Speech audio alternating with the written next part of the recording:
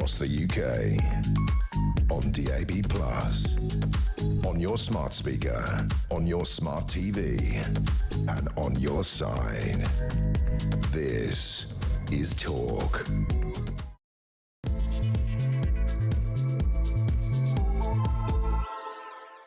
A very, very good morning to you. Welcome to the show. We're coming up to 3 minutes past 10 o'clock. I'm Julia Hartley-Brewer, and this is Talk, the home of common sense. But you already knew that already, didn't you? Whether you're listening on DAB+ radio, on your smart speaker, watching on YouTube, or your connected device, always fabulous to have your company. Really appreciate you joining us. And don't forget, by the way, you can go to my YouTube page. And we've got a Talk YouTube page, but we've also got a Julia Hartley-Brewer Show YouTube page. I know, it's so hard to find, right? So if you want to catch up on anything later, if you miss anything, I don't know, maybe you have to, I don't know, go to work, pretend to take a phone call on Zoom or something, I don't know, whatever. Do hit subscribe, and then you will never miss a thing. Right, quite a lot to talk about today. The news has moved on quite a lot, not just overnight, but even in the last few hours. President Trump announced that the ceasefire between Israel and Iran is now in effect this morning, a complete and total ceasefire he announced last night. He urged countries not to violate it. However, there has been an exchange of strikes, not just leading up to it, but since, with Iranian missiles raining down on Israel. Iran has denied this, but nevertheless, missiles have hit Israel. At least 4 people were killed in a strike on the southern Israeli city just before the ceasefire was brokered. We will see how that develops. We'll keep you posted during the show. Meanwhile, Keir Starmer faces criticism after refusing to back Trump's strikes on Iran and being really clear, saying, yes, it was the right thing to do. David Lammy, the same as well. Tory leader Kemi Badenoch accused the PM of a lack of moral clarity after he refused to take sides. It's very strange, actually, because the German Chancellor, Friedrich Merz, was able to be very, very clear about whether it was the right thing to do or not. Oh, yeah, and it was. Meanwhile, Keir Starmer has been accused of smoke and mirrors over a new £40 billion a year defence pledge. Today, he's going to approve a new NATO defence spending target of 5% of GDP by 2035. He's going to be meeting the Alliance's annual Leaders Summit in The Hague. However, many are saying that actually most of that money simply isn't going to ever materialise, and it's not actually being spent on defence or anything that actually keep our country safe. Plus, we're going to be talking to a professor at the centre of yet another free speech issue. Bristol University has been accused of failing to protect one of its professors after he was falsely accused of Islamophobia. By a student who hadn't actually even been in the lecture, in which apparently he was claimed quite falsely to have been Islamophobic. We're going to talk to Stephen Greer. He said the university failed to protect him, and he's warning about a chilling effect on freedom of speech in academia. We'll be talking about all of that, plenty more besides, lots more top guests, including Colonel Richard Kemp, the former commander of British forces in Afghanistan, who's just been out in Gaza with the humanitarian food aid distributing body, to find out what he thinks of that, but also, of course, where he is on Israel and Iran. First of all, though, let me introduce you to Tom Slater, editor at Spiked Online. A very, very, very good morning to you. We have an awful lot to talk about, and some of the biggest topics actually didn't even get to in that, some of those opening details. We're going to be talking about what's happening here, the Channel migrants who are just working illegally and delivering all our food, and everyone's turning a blind eye to it and pretending it's not happening. We'll talk about that in a moment. But in terms of the Israel-Iran ceasefire, Donald Trump post yesterday, congratulations to everyone. It's been fully agreed by and between Israel and Iran. There will be a complete and total ceasefire in approximately 6 hours from now, when Israel and Iran have wound down and completed their final missions. And he talked about this will be the end of the 12-day war. Overall, now, we know there were missiles until the point of the ceasefire. The claims of missiles since Israel claims that Iran has violated the ceasefire. Iran has denied this, even though there is clear evidence of missile strikes on Israeli cities. Goodness knows where they'd be coming from otherwise. What do you make of that announcement, that deal, if it is such a ceasefire? Is this a victory for Donald Trump's tactics in this, and indeed Israel's as well? Well, it sounds like a cop-out, but it is almost certainly too early to say. I mean, we did have that big, bombastic, typically Trumpian announcement last night about how this ceasefire had been drawn up, that this was going to be the 12 days war, almost drawing a line under it, saying no more days, please. This is how far it's going to go. He's the president for peace, not war, after all. Absolutely. And it took a few hours for there to be even any noises coming from either the Iranian-Israeli side that they had signed up to it. They seem to indicate that they had. But as you say, already this morning, accusations of having broken it because of these strikes which have continued on. So it's one of those things where it would be very surprising if it entirely unravelled, but at the same time we're at that very fragile Well, I mean, point, the war is supposedly, the ceasefire in Lebanon, and there's still strikes on Hezbollah terror targets in the ceasefire with Hamas as well unravelled, of course. So there's all these sorts of factors that could come into play. Yes, indeed. Small matter of people carrying on firing their rockets. Overall, though, a lot of people, the great and the good, the BBC and Sky and all their analysis, everyone's saying, look, this was a terrible thing for Donald Trump to have done. He's igniting the Middle East. You can't do strikes on nuclear facilities. This will make things worse, not better. Same criticisms, far worse, of course, on Israel for taking out what they did of Iranian military capability. And yet, overall, what we've been seeing, especially when we saw Iran's retaliation, in inverted commas, when they hit some sites in Qatar, which, they warned the Qatar government, they warned the US government, they deliberately missed their targets. No one was killed, no damage was really done. I mean, come on. This was a pretend attack. They were desperate for this war to end. At the end of the day, there is peace through strength. People talk about, everyone has to come to the table and you can negotiate peace and we can just talk with people. These are Islamist fundamentalist lunatics, and the only language they will understand is strength and power. Donald Trump and Israel have exerted strength and power, taken out their capability, maybe not forever for nuclear war capability, but certainly for a good long time. That is something that's a good thing, isn't it? Iran is the troublemaker in the Middle East. Good. They're now back in their box for a bit. Fingers crossed, it could be a revolution, another one in Iran, and they could be ousted and a sensible government gets in. I'm not holding out, for that, because it's the Middle East after all. Be careful what you wish for. But in terms of what was very likely, the prospect of Iran and the mad mullahs getting a nuclear weapon and their ongoing assaults and threats to Israel, tick, job done, I'd say. Well, that's got to be the starting point, isn't it, of any of this? Anyone who's blasé about the prospect of this millenarian, deeply zealous Islamist regime getting its hands on a nuclear weapon really needs their heads examining. You can understand why that's most of the commentariat in Britain. It is incredible how blasé they're about, especially because of the fact that there was all these comparisons to Iraq and so on and so forth. This wasn't a dodgy dossier. This was the International Atomic Energy Agency who had said that they were enriching uranium north of 60%. They were clearly breaking the terms in which they'd previously signed up to, and they were clearly being very deceptive about how they were operating. Therefore, this is something that we should take an interest in. The IEA is able to go and inspect what's going on, and now they did conclude earlier in the year that there was no evidence they were actually building building a nuclear weapon, apart from the fact they've got the rockets to put the enriched uranium bombs on. But no one enriches uranium to spending billions of dollars. And you need 3% for power? Nuclear power. Also, you've got quite a lot of oil. Probably not. If you want to have a nuclear energy capability, fill your boots. But you don't need 60% enriched uranium. And you know what you don't need to do? You don't need to do it 300 metres underground in rock underneath a mountain. No. I don't think that's part not of sinister in the slightest. We are talking about Bond villain levels of behaviour, and the useful idiots in the West are going, well, I don't think we've got any evidence of that. This is clearly a hostile attack. These people are insane. I don't want any of these people in charge of my country. Oh, look, let's talk about David Lammy, the Foreign Secretary. Let's talk about Keir Starmer. Timmy Badenoch has said Keir Starmer has no moral clarity. And we've got this issue. Friedrich Merz, the German Chancellor, he's rapidly turning into the leader of Europe. He's just come from nowhere. He's really clear. Well, yes, absolutely. You can't argue it was a bad thing to get rid of this nuclear threat. Of course the technology and the people, the know-how still exists. Of course they can still go and get it.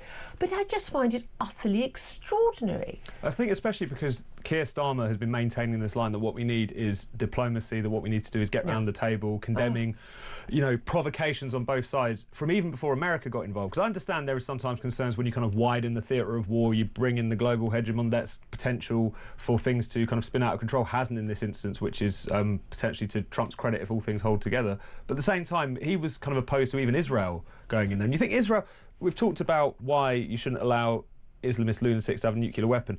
These Islamist lunatics also, if they had that nuclear weapon, it'd be pointed in one direction, towards Israel, who they've constantly said they want to wipe off the map. They see it as an abomination. It would be the fulfilment of prophecy, effectively, if they did so. They've got a countdown clock in the main square in Tehran for when they're going to attack Israel. I don't know how many more hints they can give. Exactly, the idea that there was no justification for it. And I think Keir Starmer, aside from the more principled points that we might make against him, he's also just ended up looking like an idiot, coming out the G7 saying Trump isn't going to get involved, and then he gets involved. Not for the first time, he looks like the kind of spare parts. Yeah, and saying we're just pushing for de-escalation, and then we saw a massive escalation, and the massive escalation is the reason why it would appear Iran's come to the table. Now, look, we don't know whether the ceasefire's going to hold or not, or Iran said we haven't agreed to it yet. I think that may just be a bureaucratic issue in a non-functioning country.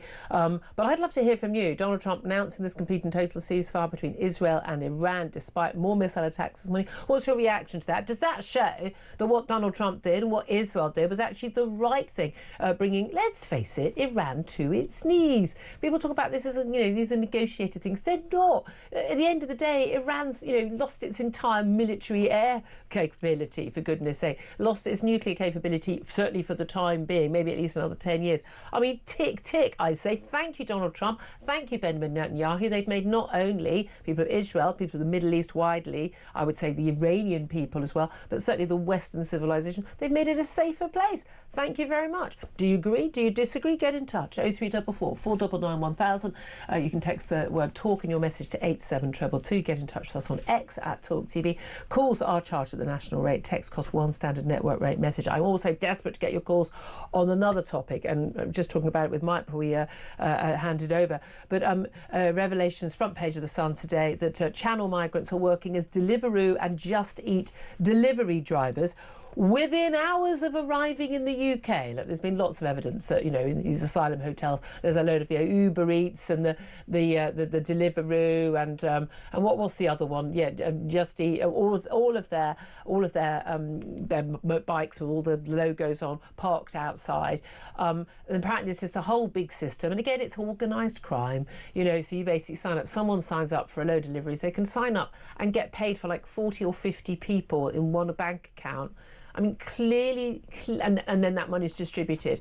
These people can earn up to £1,000 a week. And by the way, all that time, you and I are paying for their accommodation and their food. Although maybe they get the old leftover pizza when someone's not at home, having put in an order. We know this is going on. I've never thought for a moment, people say, these channel migrants, they're living on, £35 a week or whatever it is. How are they coping? Well, they're not looking too emaciated. We're not talking, apparently, Gaza levels of starvation, are we? I'm thinking, of course they're working illegally. Part of the draw. One of the reasons why the organised criminals take these people over, cut price rates. You have to pay them back with the money you earn from organised crime. So whether it's a delivery driver, whether it's car washes, whether it's nail bars, whatever it is, we know these people are part of the black economy.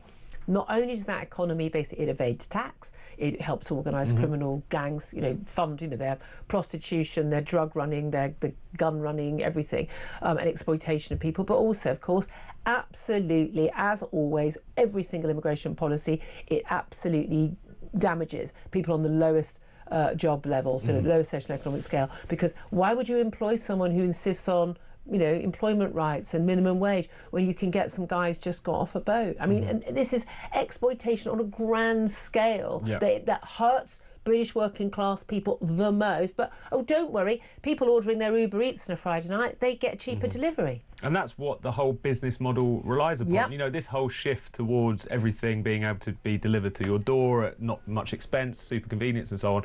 The way they've been able to do that is because of the fact that they've been relying, it's been an open secret that this has been in large part kind of illegal labour. It's one of those things where, in any other time, this is the sort of job that would be done by a teenager, and yet this is something which is now having to be made up because of the fact that they're willing to work for those relatively low wages. I mean, it's something that obviously builds up if you're particularly prolific. If you're not paying tax... I know, exactly, it makes a big difference. If you're not paying for your accommodation, it's probably quite a good wage. And this is particularly shocking because it's one thing if it's they're working in a completely underground part of the economy, if they're working in a completely crooked, barbershop or car wash or what it might be. These are huge companies. They're incredibly successful.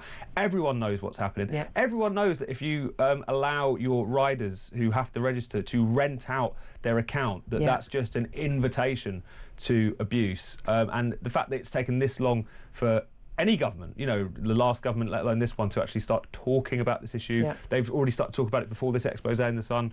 It's ridiculous. But there are so many just sort of open secrets where this issue exactly, and everyone just like nudge, but it's all cheap. But I mean, again, we know.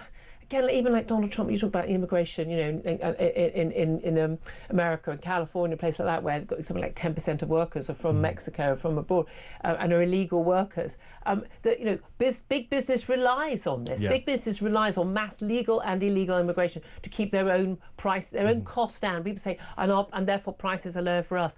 But we're paying for it everywhere else. We're going to end up paying for it anyway because these people need accommodation and blah, blah, blah. But I mean, this is the thing. There is also a massive safety issue on this story as well, where, you know, when a young woman opens the door, child, I mean, I've got friends who say, okay, I'm going to be on the phone to my kid while the delivery okay, you can open the door to I'll like tell the delivery driver, leave it outside the door. I'll give the code. You know, I do not want one of these delivery guys to see that a child is, a young girl is opening the door. What? And now you're thinking, what, is a parent at home or not at home? They don't know. That's not safe. We know, I mean, by definition, we've already got somebody, if they come into this country illegally, then you're already a criminal. We have to treat you in a suspect way. If you've got a daughter, you have to work on that basis.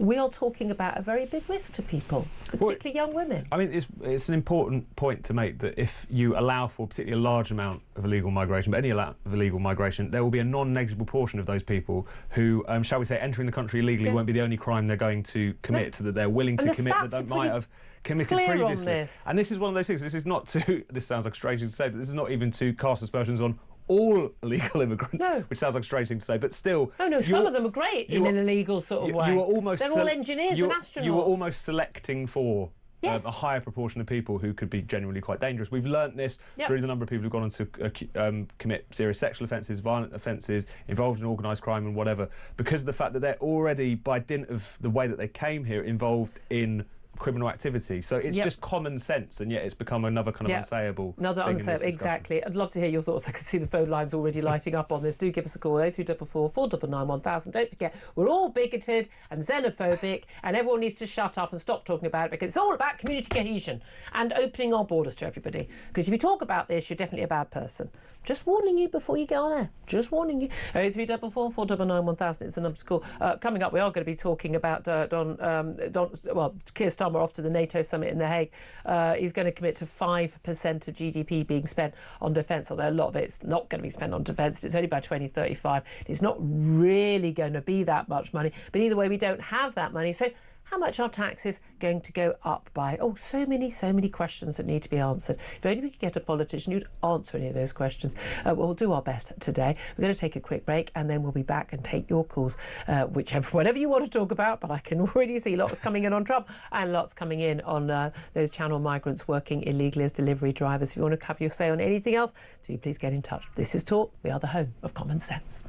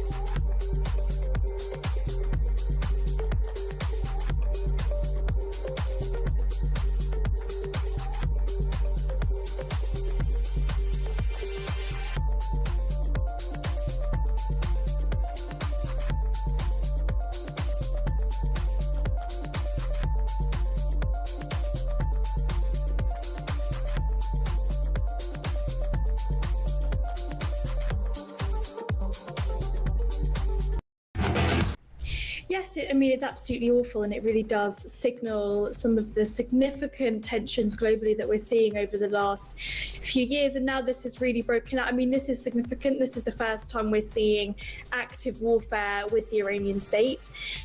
I mean, we're even seeing reports literally in the last 10 minutes of Iran and Israel announcing different government and military strikes to one another.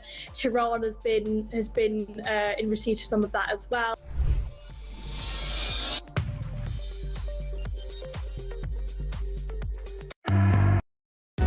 Across the UK, on DAB+, on your smart speaker, on your smart TV, and on your side. This is Talk. Very good morning. Welcome back to the show. 10:23 is the time. I'm Julia Hartley-Brewer. Tom Slater's still with me in the studio. And let's get to your messages coming in. Let's talk about what's going on in Israel and Iran first up, and some of the messages coming in on that on 87222 and at talkTV. Robin says Trump has been played by Putin, Netanyahu and Khamenei. Wow, interesting, Robin. Wilfred said, I see Iran's reaction was to fire 2 more missiles at Israel. I suspect Israel's response won't be a ceasefire. Sean says, how long is a piece of string? Is like, how long will it last? And Edward says, Trump's announcements have been rendered useless by so many reversals. No negotiations, no agreements, and no dealing with him can mean anything. There is that. I'm not sure we can trust Trump's word. I'm pretty sure we can't trust Iran's word more. Jill says, Trump had it wrong. There is no ceasefire. And no one believes Trump anymore, says Benji.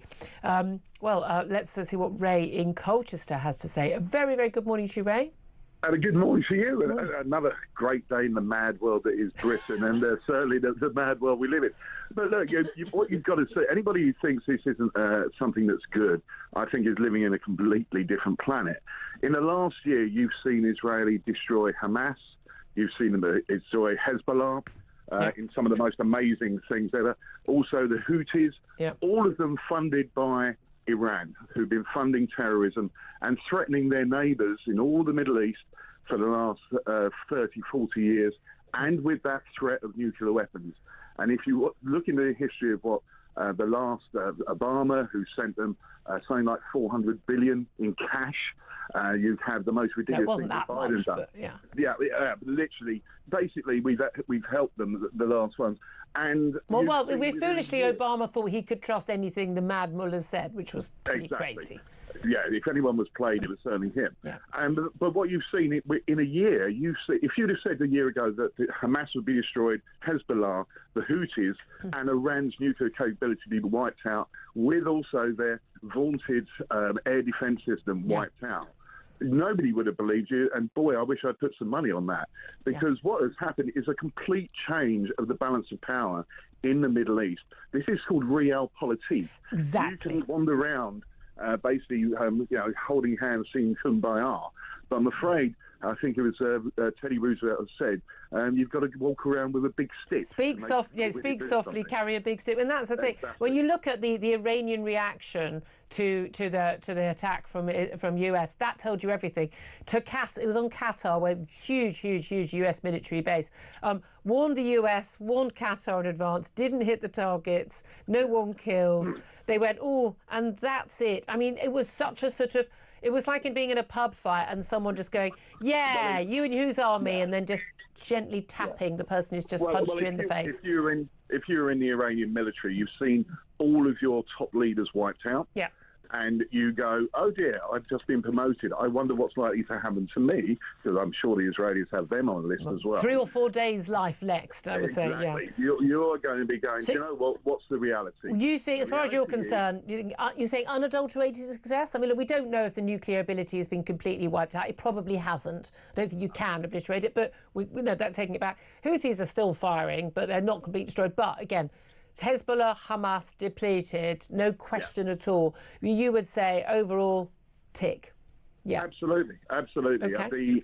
The world has changed yesterday, and listen, there's probably going to be some missiles thrown and all the rest of it, because basically they're in a position where they've got to try and save some face. That's the thing. Yeah. Can I just ask finally, what do you make of Keir Starmer's response to this compared to Donald Trump's, and indeed, say, Friedrich Merz of Germany, who's basically been very clear that this was a good thing?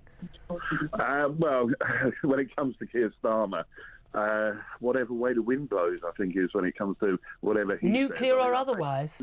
Little or no, I pay little or no attention to any of his pronouncements, because if he says that it's raining, you can pretty well guarantee you won't need an umbrella that day.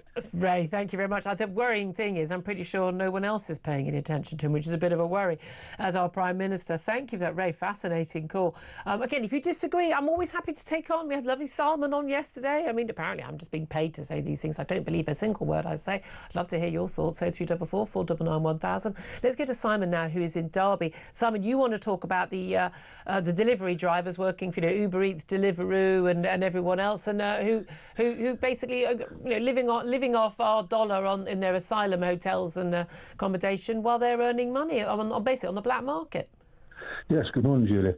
I've got a pretty straightforward answer for this one, and it's dead simple. Apart from the fact that some of these guys must be using the Star Trek Blue transporter to get to these places so quickly, because if you've got 40 or 50 blokes or women or whatever delivering stuff, you can't be in two places at once. So if you're delivering a pizza at 8:10 in Manchester Road, and then there's another call coming out at 15 minutes past 8, you can't be doing it. Yeah. So the Just Eat people know, they produce a receipt, they produce a time receipt on the invoice that you get. And with my company that I use, they know exactly what I get invoiced for everything that I've done. I have an accountant that does all my work for me, because it's complicated, because the government wants to know where every single penny is why it's coming into your account, which is fair enough. That's how it should be. So all these tow rags are out delivering pizza, and they're not even paying stamp or tax anyway. No, so exactly. It's down to Just Eat. They know what's going on. They know who's got the account, and they know that you can't be in two places at once. So when it's delivery time, it's going to be between 5 and 8. It's probably going to be the most popular time. Well, yeah, tell me, you're going to be in two places at once? Yeah, absolutely. It's that simple. And again, they know it. They're not doing anything about it. It's cheaper for them. And everyone goes, "Oh, I get cheaper delivery." But actually, we're just fueling organised crime and the migrants wanting to come over because they know they can work. Yeah, well, it's fraud, isn't it? Yeah, I mean, definitely criminal activity, but on everyone's count, I would suggest. Simon, great call. Thank you very much indeed. Do you have your say 0244 499 1000? We'll take a quick break. Up next, going to talk to Colonel Richard Kemp. He's the former commander of British forces in Afghanistan, what he makes of the Iran-Israel ceasefire. Also, he's just come back from Gaza. We'll find out what he made of events there. This is Talk, the home of common sense.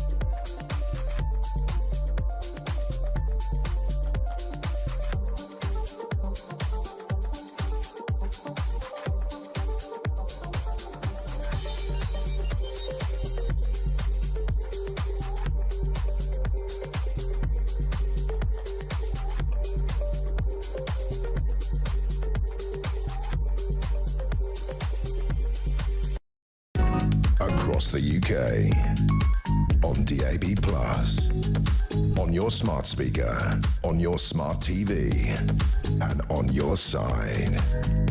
This is Talk.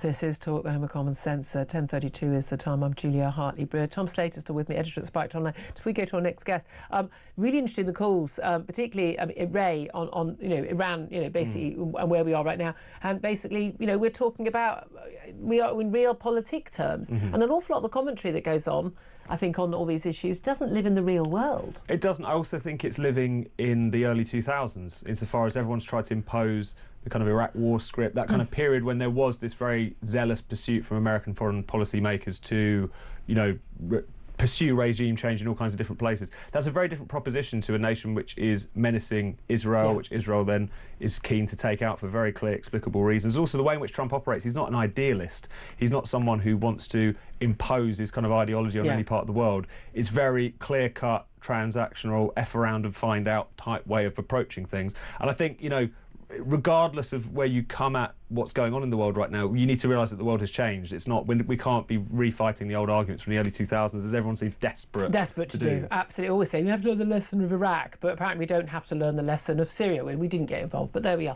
Right now, let's go to my next guest. Colonel Richard Kemp is the former commander of British forces in Afghanistan and has also just returned from Gaza. We'll talk about that as well. But Richard, thank you so much for joining us. My pleasure. Thank you very much indeed. What do you make of, where we are? I mean, at 10:34 today, a ceasefire supposedly in place between Iran and Israel, announced by Donald Trump as a complete and total ceasefire last night. We've seen some missiles hitting Israel. Iran have denied they were from them. I'm not sure where else they've come from. But what do you make of what appears to be a ceasefire brokered by Donald Trump in the wake of those attacks on Iranian nuclear sites? Yeah, I think the ceasefire, I'm not optimistic this ceasefire is going to hold indefinitely. I think Iran is more than capable of breaking the ceasefire. But having said that, Iran is on the ropes now, really. So in some ways, it's in Iran's interest for this war to end. So maybe they won't break the ceasefire. And I don't think Israel will break the ceasefire unless they identify potential aggressive activities from Iran. But at the end of this war, there's no doubt it's a very clear victory for Israel, and backed up by the United States.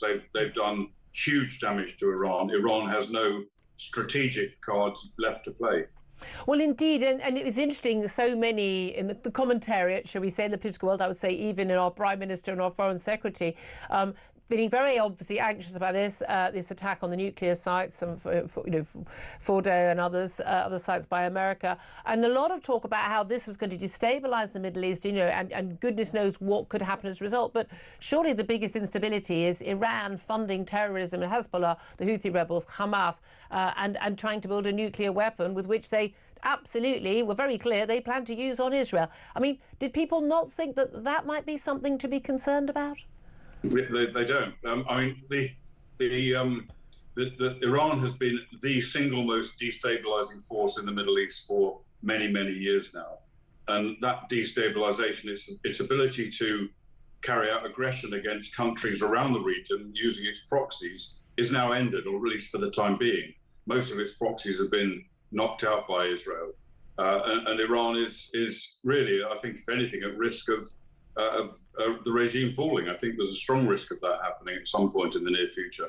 But of course, our leaders in Western Europe, particularly including the UK, they can't understand the necessity to deal with a country like Iran in any other way than diplomatic means. Why is it they can't understand that? Because one of the things I always like to do with these sort of stories is listen to the people who've got experience. I'm an armchair journalist. You're a real general. Military man. People who've actually been on the ground. And I'm always amazed by how many people, certainly in political world, who think that everything can be negotiated and that's how wars end, and you can make an agreement with everybody. But I just don't think that history tells us that.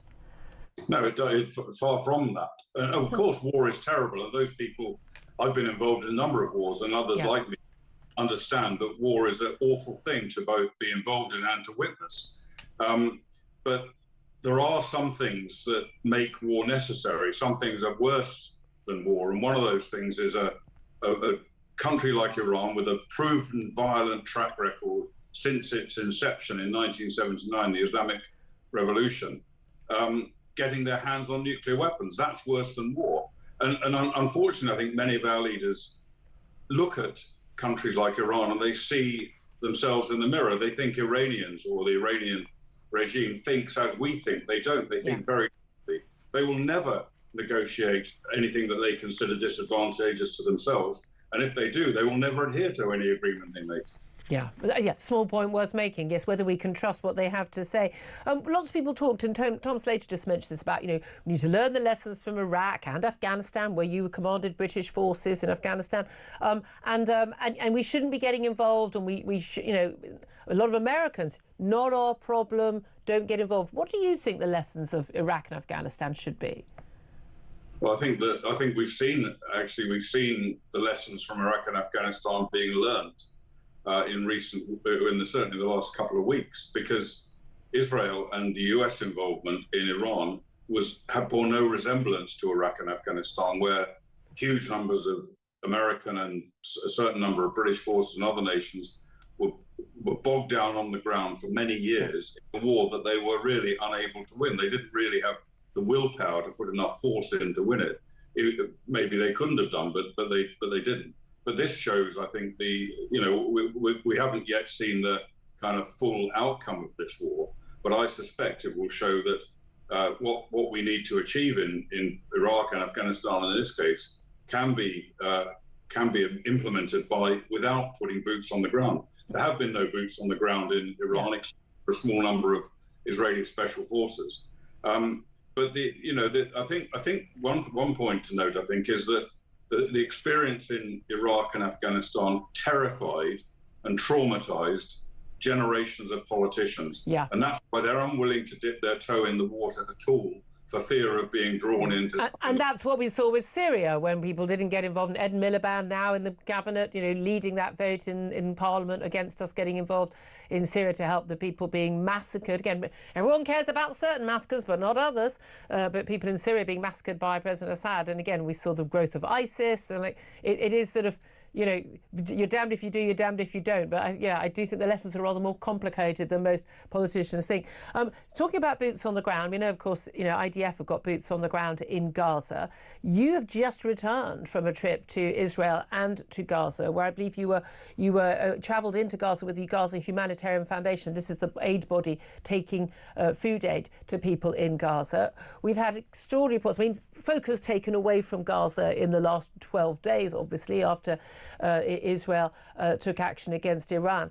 But all the claims we see, day in, day out, that from, either medics who couldn't possibly have been at the scene because of the hospital, or by Hamas-led health ministry, that the IDF have been firing routinely, massacring, I think is the only word you could use, Palestinian people in Gaza as they arrive to get aid.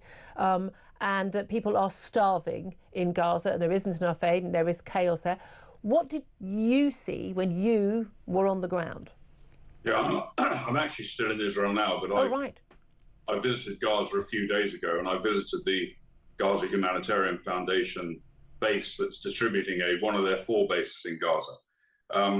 And I experienced exactly the way it works, and it works very well. It's not perfect, but it works. It gets aid into Gazan civilians without being controlled by Hamas. That's the entire idea of it. Hamas have seized control of almost all the aid that's gone into Gaza up to now.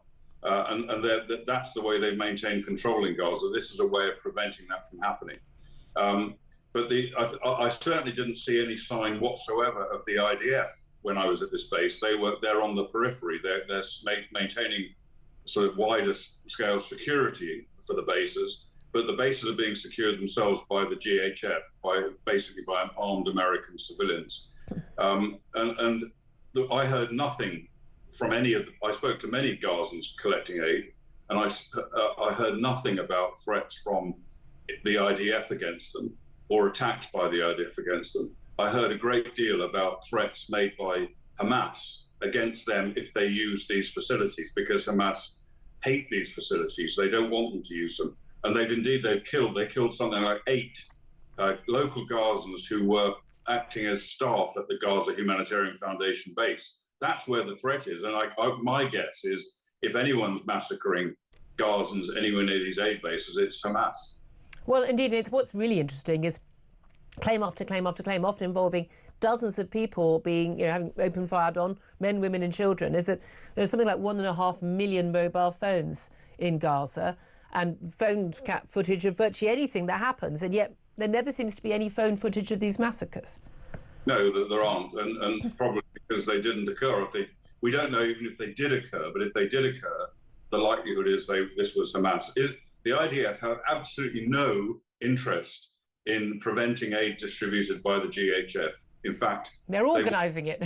They're coordinating it. It's the most effective aid delivery system that has existed so far in Gaza. And interestingly, the two opponents of the GHF system, I mentioned Hamas. The other major opponent is the United Nations. They hate this. It takes kind of, it takes aid delivery away from them. They're still delivering a very small amount of aid compared to the vast amount of aid going in with the GHF.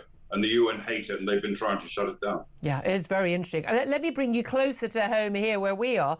The British Prime Minister Keir Starmer is travelling to The Hague for the annual leaders meeting, leaders summit of NATO.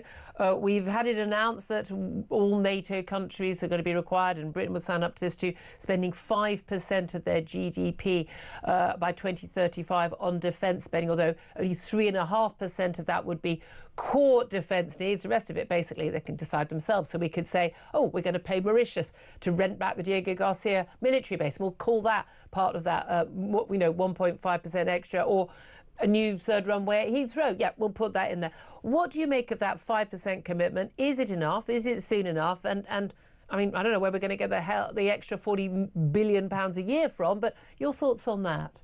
Well, our defences in the UK, and the same goes for other European countries, are so appallingly degraded that they do need at least 5% money going into them. But one thing I would say is, whatever money you put in, whatever equipment you buy, you're dependent still to maintain a deterrent and make any use of those forces on political will. And that's simply not there among Western European leaders, including Keir Starmer, who, over this latest operation against Iran, was simply wringing his hands and complaining, calling it illegal and objecting to it.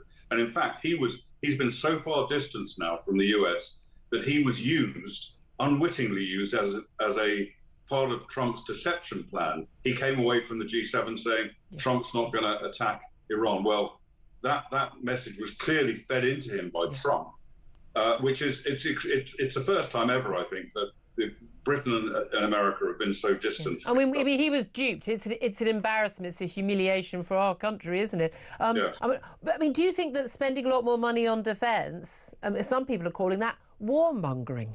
What would you say to that? Well, I think, to me, the most important purpose of defence is deterrence. Above all, you want to try and deter war. You can only do that with military strength and also political will, as I mentioned. But you need the military strength. And to do that, you've got to spend the money. It's not warmongering. It's the defence of our country. Obviously, if deterrence fails, then you have to have strong military forces to defend the country, and we simply don't have that.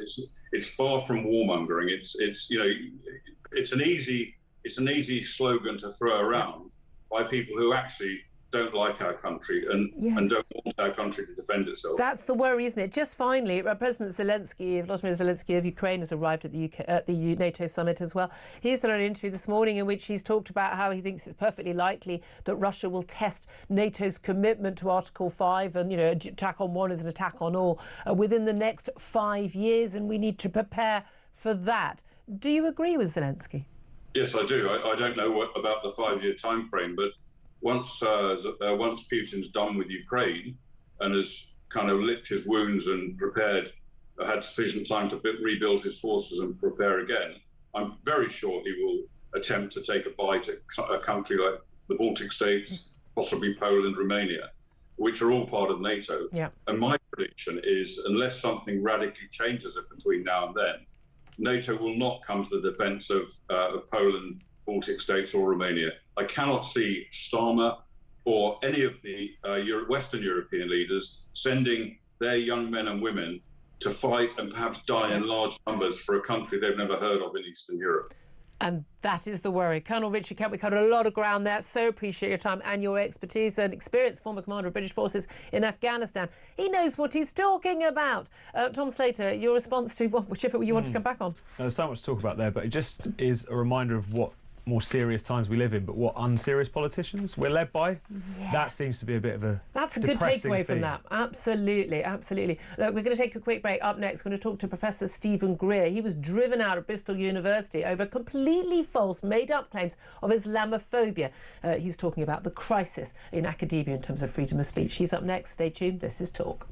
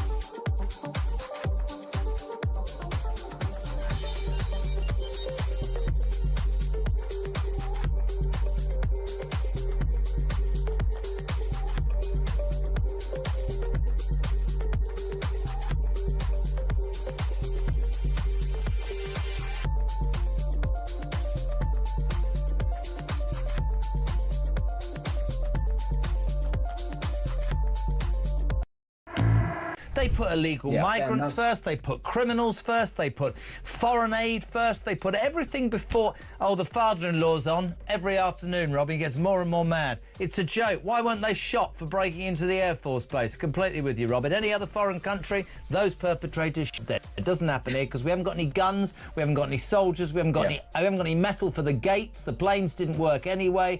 It's crap. It is true, though, mate. Somebody said to me on Wednesday last week, we are in danger of becoming a laughingstock.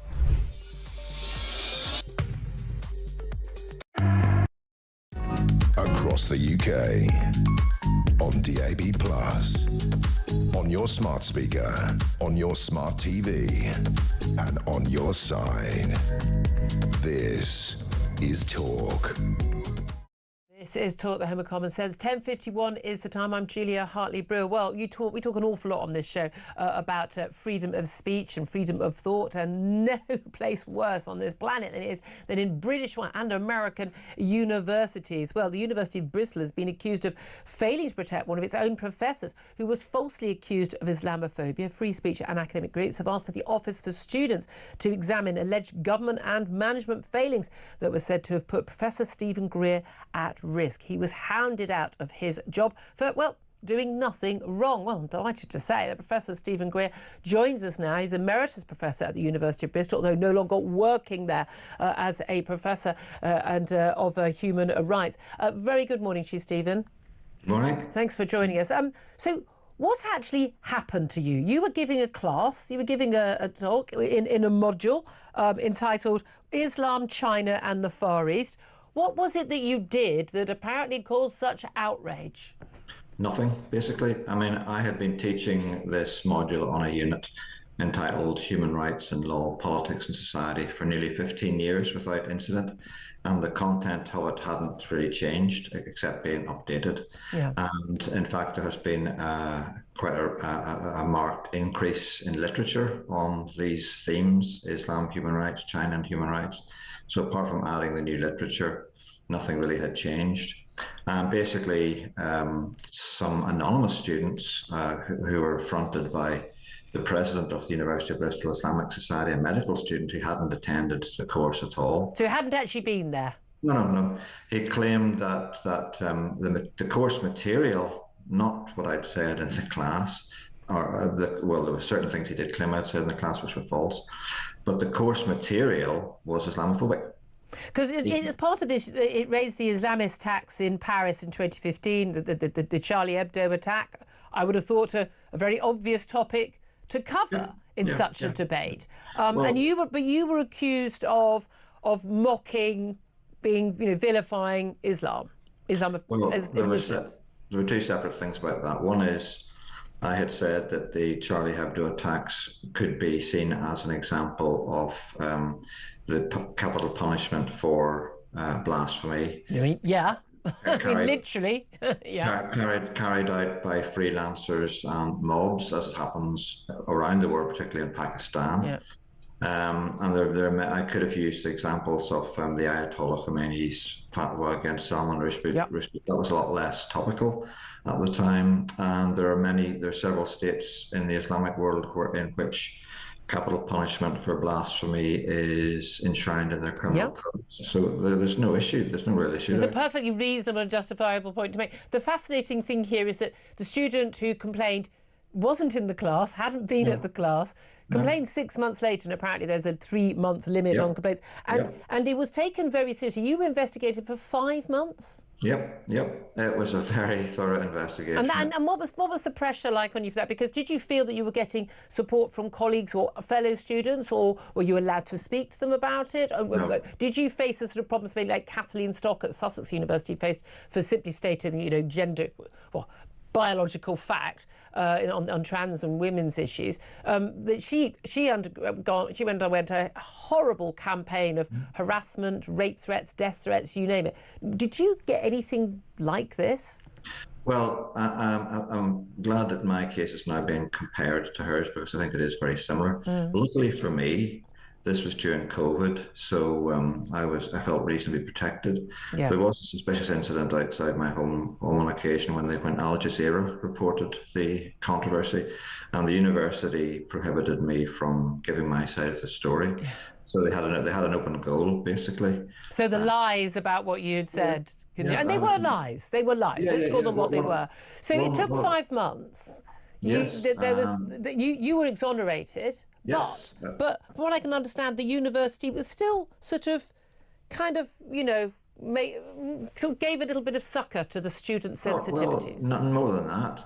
The university, in spite of my exoneration, which was in July 2021, the university took the module Human Rights and Islam, China and the Far East off the syllabus. So they won? Yeah. I mean, so the students got what they wanted in spite of the fact that I had been exonerated. So the university was trying to sit on the fence. And the university also said that although I'd been exonerated, they recognised the students. Goodness, sorry, that frightened the life out of me. Turn that phone off. We've only got a couple more minutes left, Stephen. Let's get you back on. The university said they recognised the students' concerns, and they had taken the module off the... Yeah, I mean, again, so this is the thing. So they win, even though instead of saying this was an outrageous allegation, I'm sure that was an allegation that could have been thrown out within a week anyway. Exactly. And these things take months. A lot of people have said you've gone through these sort of processes for whatever political views or views of any kind, that it's the process that is the punishment. What do you want to happen now? Because, look, you resigned. You've left the university. You don't want anything to do with them. Although you still maintain that title for life, Emeritus Professor. What do you want to happen now? The Office for Students, which is the regulator, has got to hold the University of Bristol to account. Yep. In the same way they held the University of Sussex to account with respect to the Kathleen Stock. And they were fined a huge sum, weren't they? £585,000. Yes. The same thing has got to happen to the University of Bristol, in my estimation. I think people need to be sad. My issue with this, I'm not in favour of the cancellation culture and things like that, but at the end of the day, when people do this and they effectively hound people who've done nothing wrong out of their jobs, there needs to be a punishment, because they know that the punishment will come from those who are trying to hound you out. But there's no punishment on the other side, and they just, maybe there's a fine that's paid, but they don't pay the fine. They don't lose their house. Exactly. What do they care?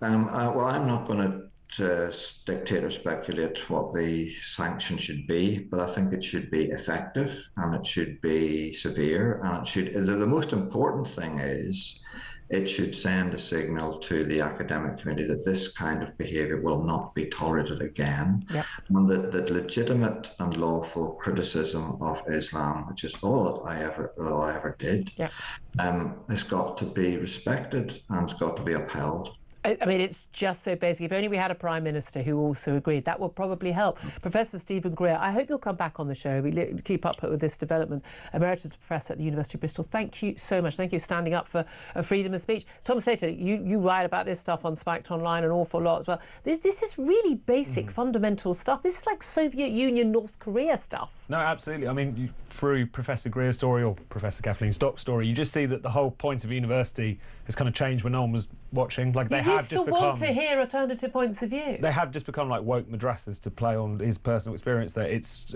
whether that's people realise that's where they're going. That's just every single time they give in to any student, any academic, any campaign group who claim that they're affronted or upset. And also the idea that, well, on the one hand, well, on the other, but someone was offended. I don't care. When a person says to me, I'm offended by what you say or think, and what do you... And this is relevant to me, why? And that's the other thing, even among students, without anyone really noticing, they have just completely taken on board this idea that their offence matters so much more than learning, than the university being able to run, people being able to have their jobs at the university.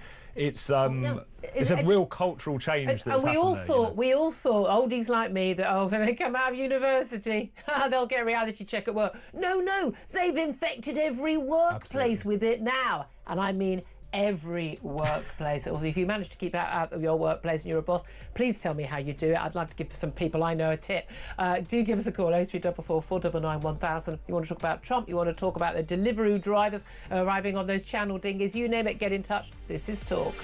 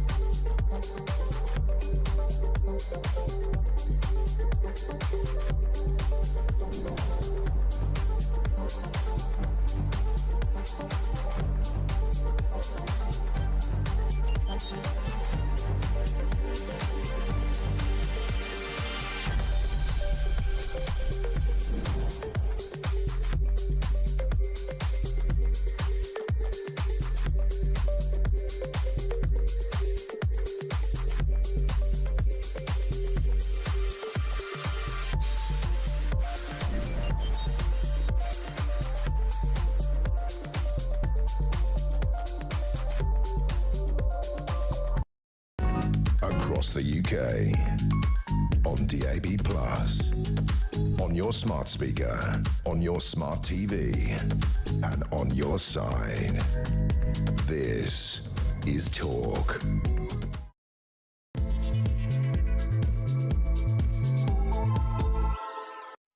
Good morning, welcome back to the show. We're coming up to 3 minutes past 11 o'clock. This is Talk, the home of common sense, with me, Julia Hartley-Brewer.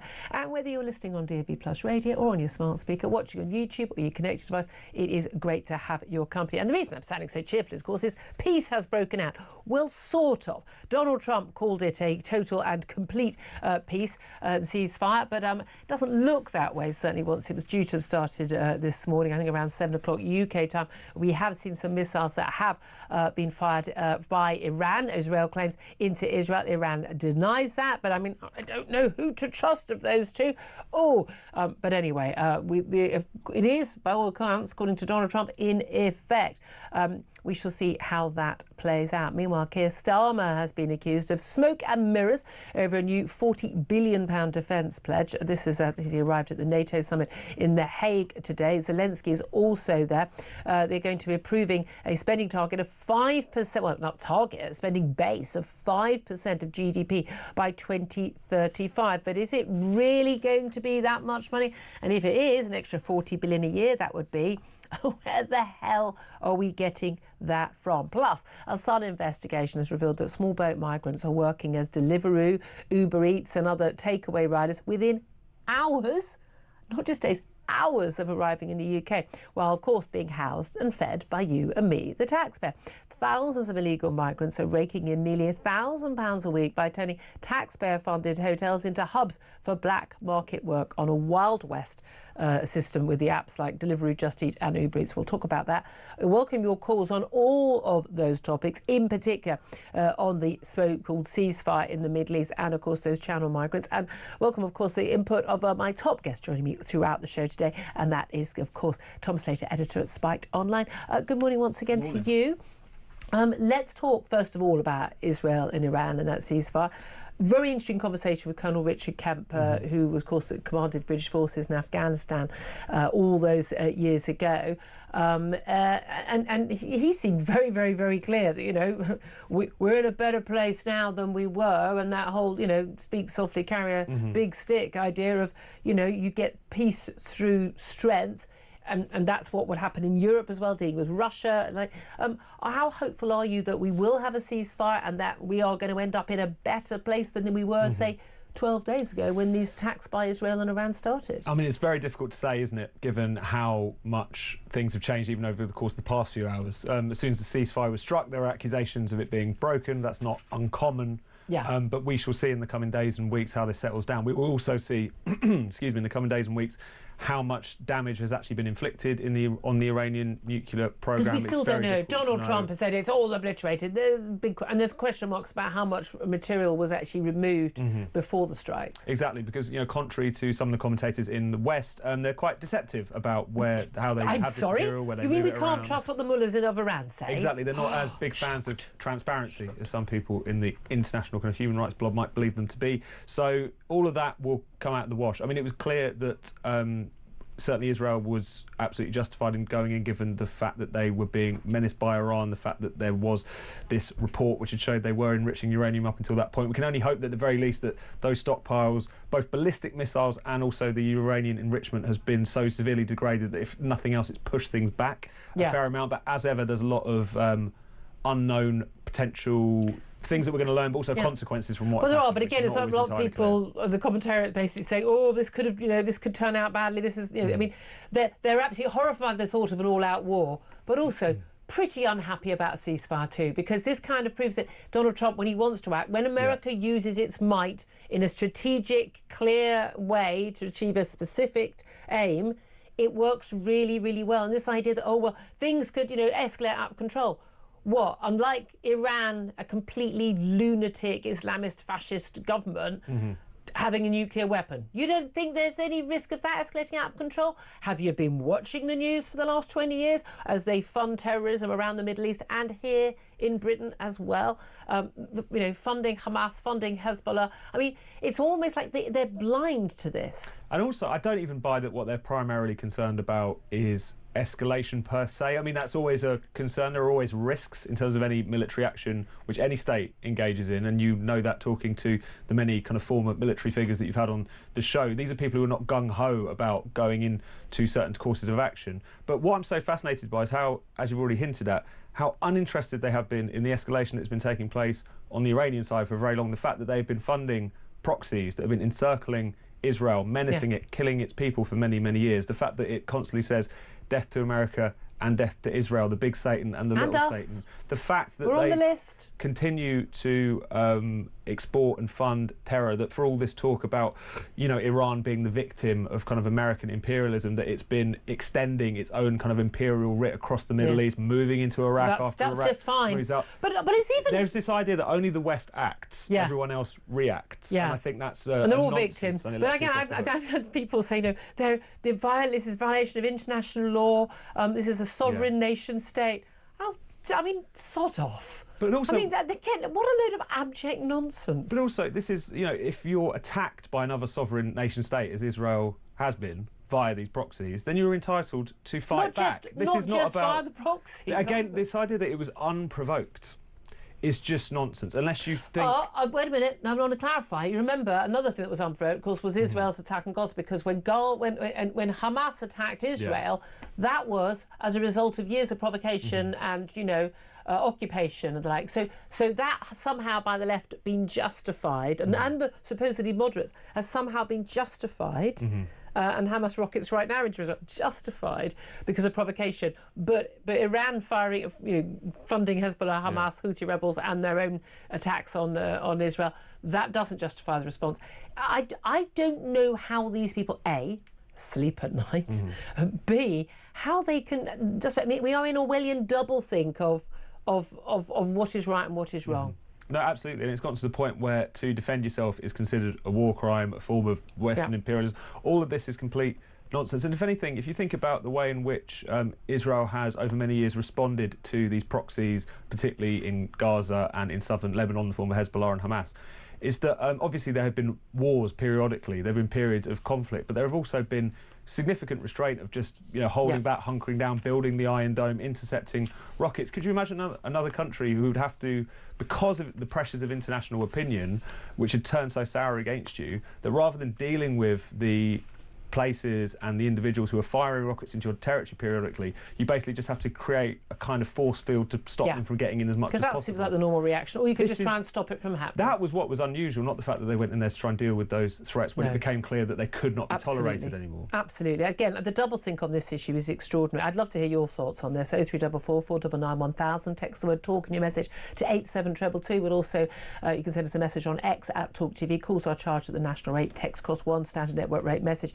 In an hour's time, we're going to be talking to the brilliant lawyer Natasha Hausdorff about the legality of all this and where we are on all of those stories, and also just why every man and his dogs apparently feels the need, whether it's celebrities or the British Medical Association, which last time I looked was supposed to be a doctors' union, apparently has a view on Gaza and Israel. Why? I don't understand. We'll talk about all of that. Let's also talk about these small boat migrants, because again, this is another one of those topics where there is this amazing doublethink. So this is a story, front page of the Sun today, where basically you've got small boat migrants arriving in this country, having paid their people smugglers. 50, apparently the going rate's $1,500. Isn't capitalism and the free market a wonderful thing? How that price has gone down from $5,000 down to $1,500. Bigger boats, getting people on. Basically got on average about 500 a day coming over. I don't know what the weather's like today in terms of the numbers we're going to get, but the gangs have not been smashed. The boats have not been stopped, whoever's in charge. But channel migrants basically, again, these asylum hotels, which have basically been turned into hubs for illegal working as delivery drivers. So whether it's Deliveroo, whether it's Just Eat or Uber Eats, those bikes are parked outside. An address will be registered, a telephone number, an account, and basically these apps are allowing people to register and get cleared. Yes, I've got a passport, I'm legal to work, blah, blah, blah, and they get cleared to work. But they are allowed to effectively sort of subcontract, sublet their license to be a driver or a moped rider for these companies.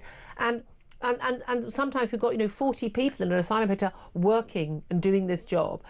There is not only are we talking about what the hell are we doing funding people's accommodation and lifestyle when they're earning $1,000 a week.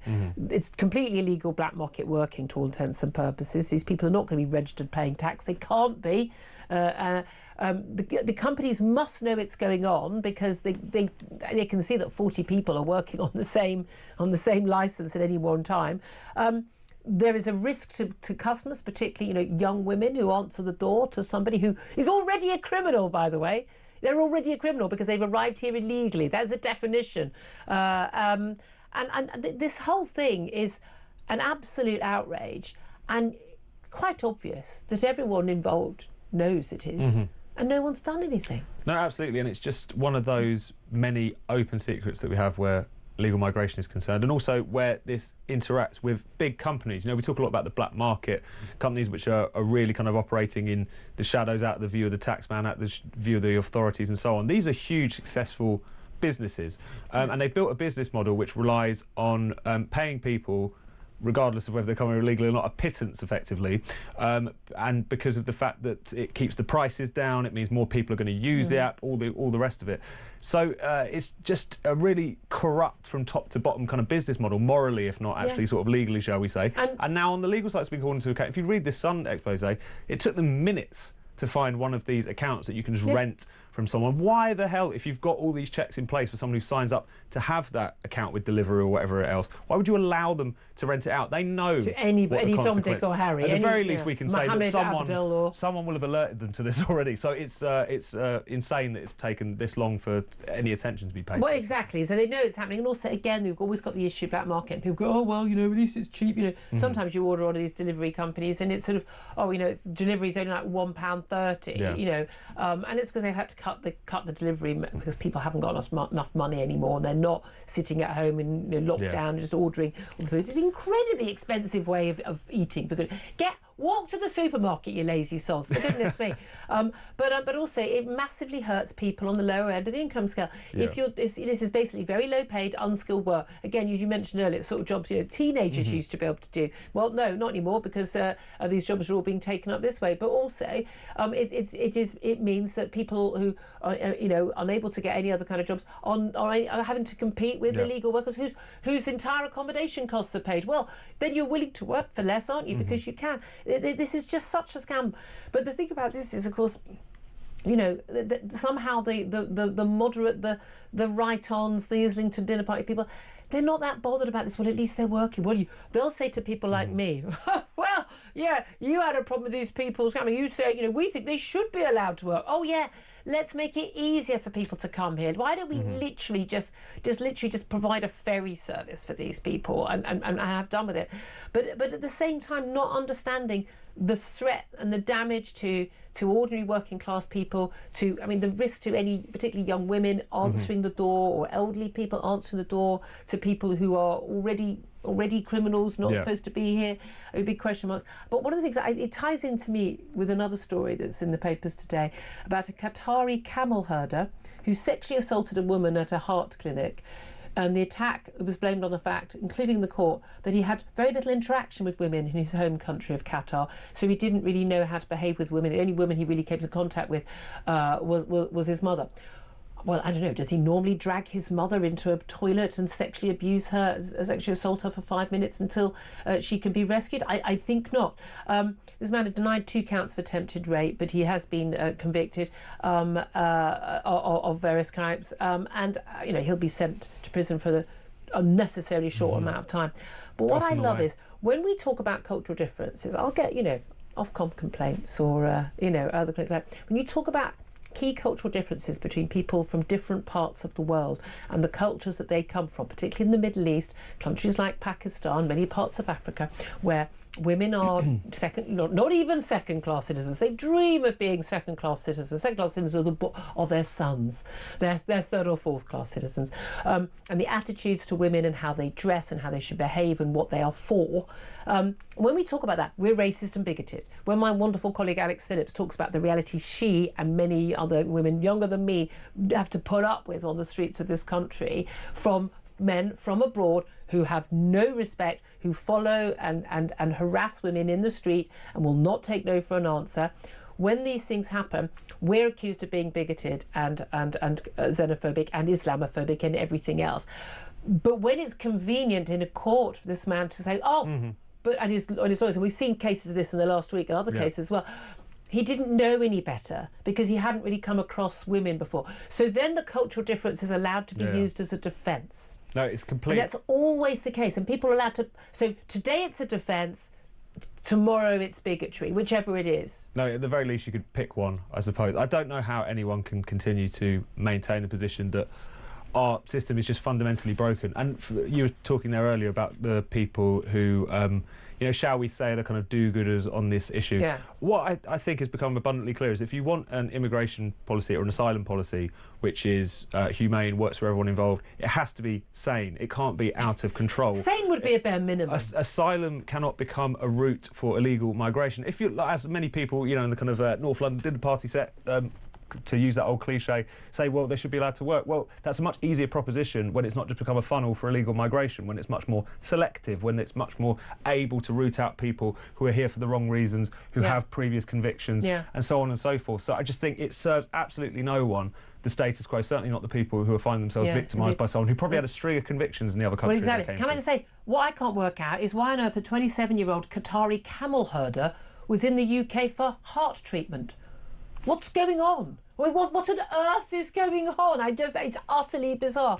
But there we are. I do want to hear from you. But that story, the Channel migrants working as Deliveroo and Uber Eats delivery drivers within hours of arriving. Give us a call on that as well. 0344 499 1000 is the number to call. Lots of texts and tweets coming. We'll get to those up next. First up, though, the reunion of the century is just around the corner, and we're giving you a chance to win a pair of, yes, Oasis tickets in Manchester on July the 19th. You heard that right. Oasis Live 25 is sold out, but talk can get you in. That's not all, though. Alongside the tickets, we'll put you up for a night in a hotel and put £5,000 in your back pocket, completely tax-free. Listen up right now for everything you need to know and how to enter. Genuinely, this happened yesterday as well. For some reason, we can't play this competition. I think it's in the adverts on the radio, if not on the TV side of things, the visual side of things. But there is a competition, and we'd love you to enter it and hopefully win. And by the way, can you take me along as the second person? You can keep the 5k there. 11:20 is the time right now. This is Talk.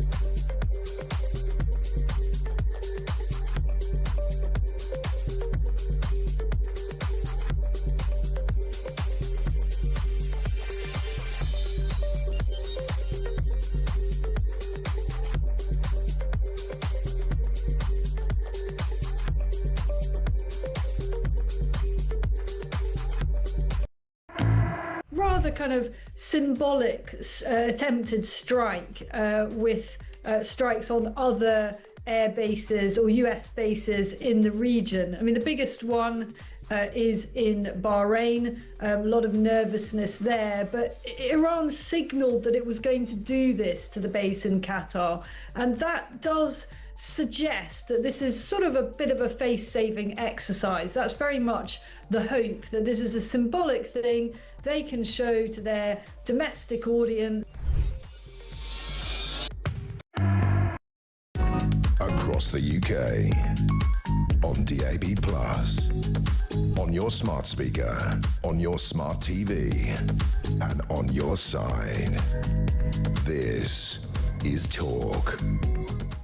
Very good morning. Welcome back to the show. 11:22 is the time. I said there was a competition. I think we could get details of it in around 11:30. Promise you will get those details. Right now, let's get to your messages and your calls coming in on, two of the biggest topics we're talking about today. Donald Trump and that complete and total ceasefire between Israel and Iran. That doesn't seem to be certainly a complete and total ceasefire right now, but also about those Channel migrants working as delivery drivers. Let's get to your messages first up on Donald Trump and that ceasefire. Richard says, good old Trump always gets it wrong. Peter says Israel breaks the ceasefire all the time. Do they? Neil says Trump is a proven liar. Barnaby says perhaps Trump knows Iran will break the ceasefire, which will give Israel or the US a reason to finish the job off in Iran. I mean, they can go in any time they want anyway. I don't really think that they need to do that, do they? Evan says Trump sometimes is crazy. You started a job that's going well. Why would you stop halfway? Iran is already battered. This should be the best time, to finish the job and eliminate the Ayatollah threat to global peace and security. And Ruth says if they're still shooting missiles, it's not a ceasefire. Let's go to the phone lines. Phil is in Hertfordshire and you want to talk about Iran. Phil, what do you want to say? Good afternoon. Good morning, Julia. I do apologise. I get it wrong both ways, don't worry. I know. There's just so much going on in the world. Julia, it was just about when after the strike, Iran come out and said sort of basically, ha, ha, ha, we've moved everything. You know, you haven't achieved anything. Well, OK, well, before that you were saying we haven't got anything. I know. Well, we are complying. So what have you moved? And the useful idiots in the West go, all fine, yes, absolutely. Exactly. So, you can't have it both ways, can you? Either you have got something and you've been bombed, or you're just trying to save face and say, oh, well, yeah, but we've moved it. Well, OK, well, so you're admitting then that you had something. So you believe totally justified, those attacks? Yeah, absolutely, yes. I mean, there's been so many warning signals, isn't there, over the years? Yeah. And the funding from Iran of all these sort of groups around the world causing chaos.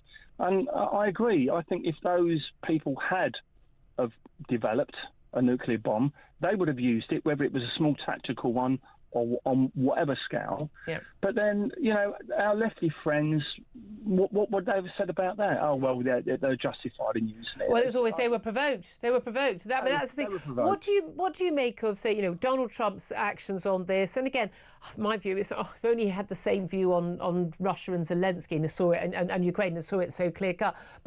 But in terms of, the German Chancellor Friedrich Merz being very clear, this is to be welcomed. What in terms of the actual attack and now the ceasefire, the NATO Secretary General Mark Rutte basically saying, yeah, this was a legal attack by US, and then the British Prime Minister and Foreign Secretary all a bit, can we de-escalate please, and a bit mealy-mouthed. What did you make of that?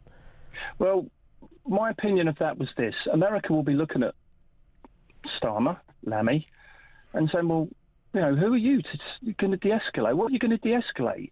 You haven't been involved in any of this. We're irrelevant. Secondly, exactly. But is that a problem for us? And then one of the things, people thought like Tony Blair as being George Bush's lapdog after 2001 and the 9/11 attacks, but we were very close to America. America is the world's policeman, whether people like it or not. Absolutely, and that people don't like it. And I think, Julia, yes, it is very relevant. We've lost, as a country, a lot of respect, I believe, not just from America, but I believe from other countries around the world. I think that even our so-called Starmer's buddies in Europe, they're looking at him and probably thinking, yeah, you haven't quite got it, have you? Yeah. They're not putting on a very good presentation on the front by sending the people that they're sending to represent us, like Lammy. Yeah. What on earth? Apparently, David Lammy last night, was just sitting there in the House of Commons and just having a nice dinner with a beer in the House of Commons. While all this stuff was going on. Well, that speaks volumes, doesn't it? They're not exactly the people that make you stop and pay attention. No. Hang about. Absolutely. Lammy's on the TV. Starmer's on. Let's see what we've got to say. Unfortunately, they've created a rod for their own back, I believe, because of the way they're portraying themselves. Very interesting. Phil, thank you so much. Always appreciate you calling. Paul is on the line in Portsmouth. Now, Paul, you want to talk about where we are with these Channel migrants who are openly working for Deliveroo and Just Eat and all these other apps by basically subletting these effectively these licenses to work. What do you make of that? Hello, Julia. What I don't understand is I was an employer and you had to jumped through all sorts of hoops to make sure that people were allowed to work in Britain. Yeah, but you do that with the person who's licensed, they're allowed to work, they've got a permit to work, they're British passport, but then they allow them to basically share that licence out. But what I'm saying is, why aren't Deliveroo, Uber Eats and whatever, they are obviously not going to the lengths that they should do. Yeah. So why, if you just use ChatGPT or Google, you'll see that the fines that they dish out to an employer for using illegal people who are in the UK illegally, around £45,000 per person. Yep. So why aren't Deliveroo and Uber Eats being hammered for allowing this to go on? But also, here's the thing: why is it not being cracked down, even if they're not being fined? I mean, again, the government not paying any attention, the local police not paying any attention. I mean, surely somebody keeps an eye on. They've got an asylum hotel, with 40 Uber Eats, Deliveroo, and Just Eats, bikes parked outside. Do you think they might go, oh, I wonder if people are working here? Well, yeah, but just use ChatGPT or use Google and see the fines that they dish out. But Uber Eats, I've never heard of Uber Eats or Deliveroo being fined for using these people. So someone is deliberately turning a blind eye, aren't they? Yes. They must be. And why do you think they're doing that? Because it's in no one's interest that we allow this black market to go. And again, yet another pull factor of the UK that you can get away with working illegally. Because we're always told, oh, but if we have a digital ID card, then this won't happen. Well, they've got them in lots of other countries in Europe, and it doesn't stop anything happening. And if no one bothers checking anything, then it doesn't matter whether you've got it or not, does it? No, but it's not hard. You don't have to be Sherlock Holmes to catch them, do you? All you have to do is order a pizza and ask the guy who turns up to show his proof that he's allowed to work in Britain. Yeah, I know. It's really not complicated. It's in plain sight. Yeah, but also, if you get a licence to do these deliveries, you're not allowed to hand it on to someone else. And the same with that. Same if you get an Uber or any other app, car. I want that to be the guy who it says it is, with the photo and the actual car. When he turns up, I've had a few where the car's turned up and it's like, well, wait a second, yeah, you for Julia, and I'm like, yeah, that your car doesn't match. It's the wrong colour. It's the wrong make. It's not. Oh no, yeah, I changed my car. I went, yeah, not getting in, mate. Sorry, just don't know who the hell you are. There's nothing registered here. Not a chance. And again, if it's a teenage girl, I'd very much feel even more strongly about it. Paul, thank you for that. 11:29 is the time. Quick word from Tom Slater on that. This is the thing. It's the hiding in plain sight on the migrant workers. All of this stuff is hiding in plain sight, and no one cares. But I suppose if you've got police forces and who don't do anything about burglaries and I've literally been with community police officers. So someone's riding the bike up the street next to them and gone, hello, this is not allowed. I mean, this is a minor crime, but it's still the general annoyance. I know it's not rape or murder, but I'd still like them to tackle it when it happens in front of them. And if they don't tackle anything that blatant, they're not going to tackle anything. No, not at all. And I think everyone's sick of the kind of build-up of things that are small, but you put them all together and it turns into a very big problem, doesn't it? And when they start thinking that shoplifting is small, not a small crime. No, especially if you run or own a shop. Exactly. It's small point worth making. 11:30 is the time. We're going to take a quick break. Then we're going to be talking to Andrew Fox, who's a defence expert, about where we are with Donald Trump and also that 5% defence spending. Also going to talk to your favourite and mine, Labour Party former spokesman James Matthewson, about Labour MPs rebelling over welfare reform. 108 Labour backbench MPs have signed a motion that would have basically collapsed any attempt by the Labour Party to reform welfare. Not that they were going to reform it very well. They're going to save £5 billion. Brackets they probably weren't going to end up saving anyway, but has Keir Starmer just simply lost all ability to do anything? That's all coming up in the next half hour. You want to stay tuned? This is Talk.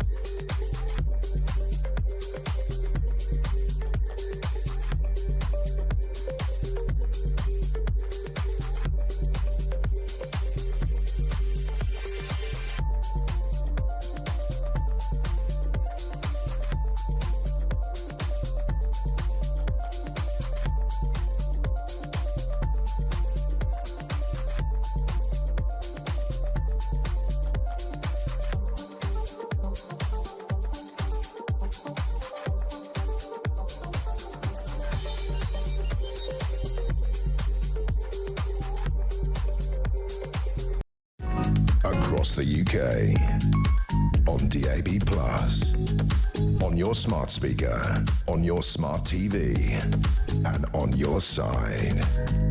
This is Talk. This is Talk, the Home of Common Sense. 11:33 is the time. I'm Julia Hartley-Brewer. Let's talk more about, well, you know, defence, security, Middle East, everywhere, Ukraine, you name it. Back home, small point, defending our own realm with Andrew Fawkes. He's a defence expert. He's also a research fellow at the Henry Jackson Society and is a former major in the Parachute Regiment. Very good morning to you, Andrew. Hi, Julia. Thanks for joining us. Well, look, let's talk about Israel, Iran. Announcement last night from Donald Trump of this total and complete ceasefire that doesn't appear to be, sorry, complete and total ceasefire. I don't know if that's different. Doesn't appear to be completely holding, though we know there were missile attacks up to the last moment. But certainly Israel has claimed that Iran has attacked since, although Iran has denied that. Is there a ceasefire or isn't there? Well, I think it's a ceasefire in the kind of literal sense where they're potentially ceasing fire. It doesn't actually solve the longer-term problems. You know, it's not a strategic resolution to the situation, but it certainly enables Mr. Trump to try and position himself as a deal maker who brought peace through strength, which was kind of his entire aim of the whole thing, I think. And that's been his whole shtick. I'm a president who wants to end wars. So he goes in, he strikes. Israel have done their airstrikes, taken out, you know, there's so much of Iran's military and possibly potential nuclear capability. Job done, willing to walk away now. And it's certainly clear Iran is really willing to walk away because their response to the US strikes on the nuclear sites was this rather sort of pathetic little sort of poke at an attempt at sites in Qatar where everyone got a warning, no one died, they didn't even hit the targets. That was quite a pathetic response from a regime that said they were going to retaliate and everyone would regret it. It was, but look at what victory at this point looks like for Iran. They've had an absolute battering on the battlefield, and yes, their nuclear program has certainly, if not been destroyed, it's certainly been set back. But it's all about creating the narrative for Iran. They have an army of online bots to try and influence world opinion. And what they will claim off the back of this is that they held firm against the might of the USA and Israel.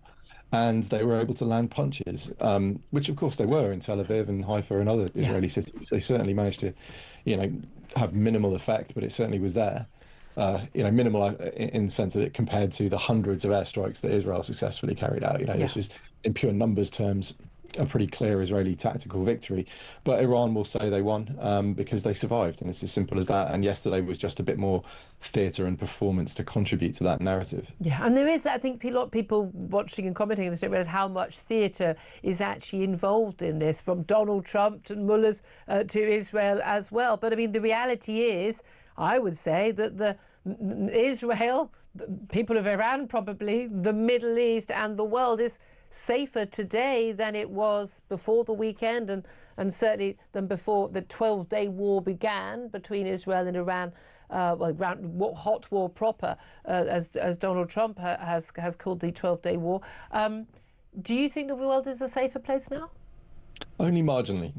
The regime still have the ability to reconstitute that nuclear capability. I don't think it'll be especially speedy, but it's there and the intent is there. And ultimately, nothing has changed about the malign intent of the regime in Tehran. They will still leverage their proxies overseas to, you know, sell drugs, be narco traffickers, make money, smuggle arms and people.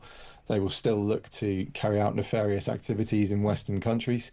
So they may be slightly beaten, but they're certainly not completely defeated. And until that regime meets its end, I don't think the world could ever be really considered safe from Iran's meddle. And the mooted response from other fellow Middle East leaders of you know, Arabic, you know, Muslim countries was notable. I mean, deafening silence in terms of condemnation of the US or Israel, I thought. What did you make of the reaction of leaders in the West outside of America? I mean, you look at, you know, Keir Starmer and David Lammy, our foreign secretaries' response, and obviously complete lack of, you know, input and role in this, and then you compare it with, say, the NATO's Secretary General, so I'm trying not to sneeze, and Friedrich Merz, the German Chancellor, who were much more clear this was legal, this was a good thing to have done, but a very sort of sitting on the fence response from the British leadership. I think it's a good example of how, when he came into his second presidency, Mr. Trump made it very clear that he was neither saw a need nor wanted to be an ally to Europe, and I think European leaders' responses reflect that in many ways, because frankly at this point it's not really our business. Of course it is, but they will see this as an opportunity to keep out of the conflict, not to escalate with Iran on domestic issues, and keep everything at arm's length and let it be an American and Israeli problem. Frankly, if we were looking at the Conservative government before Mr. Trump, when we were still very tight allies with America, and I don't think we are allies at all anymore. Well, we were dupes. I mean, Donald Trump used us as a decoy to get Keir Starmer to leave Canada and say, oh yeah, he's not gonna attack. Yeah, exactly, and he's done that a couple of times. He did it with Macron as well a few months ago. So Mr. Trump has burned that bridge, and this is a reflection of that. I think, like I said, a year ago we'd have been full-throated in support of Israel, but such is the changing nature of the strategic alliance. I mean, we don't. I mean, neither Israel nor America really needs us to get involved, but there's a sort of as Kemi Badenoch, the Tory leader, says, a lack of moral clarity in Keir Starmer, trying to sort of go, well, on the one hand and on the other hand, and whereas this seems to me to be, again, some of these conflicts that we've got going on in the world right now seem to me to be basic IQ tests. I really do think that, in terms of black and white, moral good and evil. And it doesn't mean that everything that you don't have to support a particular government, you don't have to think that everything they do is right or wrong, but in terms of the fundamental principles behind various these conflicts, it seems to me to be blatantly easy. Are we on the side of Israel or are we on the side of Iran? I don't think that should be something you should have to pause to answer. Yeah, absolutely. It should be a no-brainer. It's a brutal dictatorship versus a democracy, a flawed democracy, of course. But like ours. Show me one that isn't. Exactly. So this should be an easy question to answer, and yet so many people have failed that test based on their hatred of Israel for whatever reason. And it's astonishing that no matter how bad you think Israel might be, they don't come close to how terrible Iran is. And yet people seem utterly blinded and unable to make that distinction. Indeed. With this war, obviously, the last 12 days, focus has moved away from Gaza, which was very much an obsession in the media, particularly the BBC.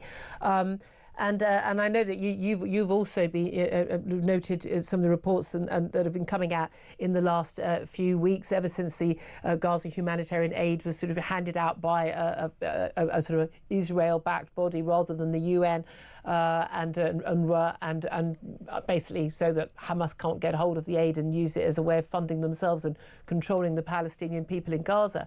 We've had report after report that there have been IDF attacks. I mean, clear massacres from the reports we're hearing. Reports from supposed eyewitnesses, Hamas-run health ministries saying, 20, 30, 40, sometimes people have been killed, including women and children. IDF soldiers, unilaterally, opening fire. We've had reports from medics, some British-born medics, Western medics, in hospitals saying we've had children brought in. They said they were attacked by, Israeli forces, etc., etc. Bizarrely, there never seems to ever be any mobile phone footage of these attacks, despite the fact that pretty much everyone in Gaza appears to have a mobile phone. And yet these massacres are being reported, every couple of days. Do you believe that that is what is taking place? No, I don't. I've spoken to people in the GHF and they adamantly deny that is happening. They would, though, wouldn't they? Well, the GHF, I think, the sources I've got are they're not neutral, but they're certainly not Israeli. And they're adamant that this is Hamas pushing a narrative. And actually, if you look at some of these reports, they all seem to originate from one journalist who works for Reuters, and he's been beating this drum for months, even before the GHF came in. So he's one of the journalists who reported about the destruction by Israeli missiles of the hospital early in the war, which never happened. Yeah, exactly that. So this has been a theme actually throughout the entire 20 months of conflict, that a single source report gets picked up by usually Al Jazeera, but sometimes another mainstream media station, and then that's it. Other journos pick it up and it just gets copied and pasted, and next thing you know, that's the dominant story. If I'm Hamas, I'm absolutely 100% trying to get the Israelis to open fire at me in those crowds. There's no question that is what they're trying to do. Yeah. The separation of Hamas from the aid supply is the single biggest body blow they've had all war. You could even make a case that it's a bigger blow than when they lost Sinwar or Deif, their leaders, because it has fundamentally affecting their ability to control the population of Gaza for the first time. Yep. So they will be doing everything they can. And as always, when Israel gets the upper hand in Gaza, the disinformation space explodes to new and untold levels. And I think we're seeing that again. Have the Israelis opened fire in the vicinity? Yes, at times they have, in response to Hamas being there.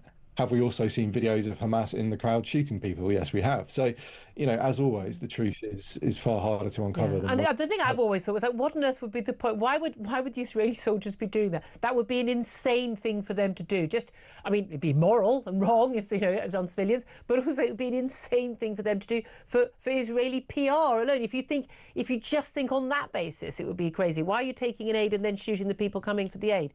And it just doesn't make sense. Even if it happened once, how on earth would their commanders allow that to happen again? It would just it's the single most strategic. But doesn't it make it strange, Jen, that the BBC website, the Sky website and others, are full of these reports? Yeah, but they take their news from sources on the ground in Gaza, which means they're taking their news from Hamas, because they would not be allowed to speak to Western press if they weren't Hamas affiliated. And that's the point everyone seems to miss.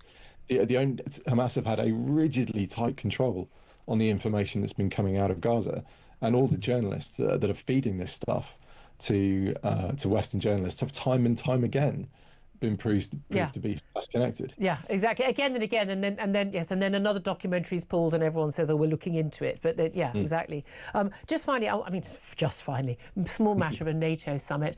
Keir Starmer is attending along with other NATO members. They're going to agree to 5% of GDP by 2035 to be spent on defence. Although there's an accusation that this is basically, smoke and mirrors, because it's only 3.5% on core spending, and we're going to include, giving money to Mauritius to rent back the Diego Garcia Air Base, which we already have and own, and even building a third runway at Heathrow. Is this enough money? Where's it going to come from? And is it soon enough? Well, there's no point setting a sum total that you're going to throw at defence unless you have a very clear idea what you want to spend it on. Now, Labour have done, I think, a relatively good job in the last defence review of articulating that, but we haven't had yet the detail from the armed forces themselves on what they think their role within that strategic defence review is. So we're waiting to kind of see what the armed forces say they need. This kind of sleight of hand has been a focus of defence spending in the UK since George Osborne, when he imposed huge cuts on the armed forces and then folded in the nuclear budget and military pensions, which had never counted as defence spending before, so he made up to 2% of GDP. And I suspect if someone's put a metaphorical gun to NATO leaders' heads to insist on 5%, we are going to see an awful lot more kind of fudging the books in order to make that. Yeah, absolutely. It's such a pleasure to speak to you. Always good to get you on. Andrew Fox there, defence expert and research fellow at the Henry Jackson Society, former military man himself. Tom Slater, your response to what he had to say? No, I think particularly on that question of defence spending, because that's become such a perennial issue. The world is becoming a more dangerous place. Politicians, particularly Keir Starmer, likes to posture at these summits because he's so loathed at home, getting on a plane and looking the statesman abroad becomes much more attractive. But aside from the more principled discussions we have, the more substantive discussions about what do we need to do, where do we need to put this money, etc., there's just always so much smoke and mirrors to it. I mean, the fact that it's 5%, but 1.5% is just infrastructure broadly defined. That's not going to defend us. No, absolutely. We're not going to be able to send that to help. And again, Zelensky, this prediction that, look, realistically, Russia is going to try and test NATO's resolve to actually protect its fellow members within the next 5 years. Every military person I speak to seems to think that is the case, very likely. You can't send a third runway at Heathrow or rent you pay to Mauritius for Diego Garcia Base to go and protect our allies. You can't do that. And there's been a lot of people who've been pointing out as well, where is the money going? Is the procurement Where's the money coming right? from? Absolutely. And these are things that the politicians clearly don't have any answers for, partly because they haven't been thinking about it for a very long time. But we shall see. Yeah. Cold War's over, hot war's beginning. Get with the programme. Thank you very much indeed for that. Just some breaking news. Donald Trump has said that both Israel and Iran have violated the ceasefire in the Middle East. He did say also, as he boarded his Air Force One plane, that Iran's nuclear capacities are gone, and says Tehran will never rebuild its nuclear programme. I think he may be on the optimistic side on that front. 11:47 is the time. Up next, we're going to be talking to former Labour Party spokesman James Mathewson. This always gets lively, about welfare reform, as more than 108 Labour MPs mount a major bid to stop any welfare reform at all. This is Talk.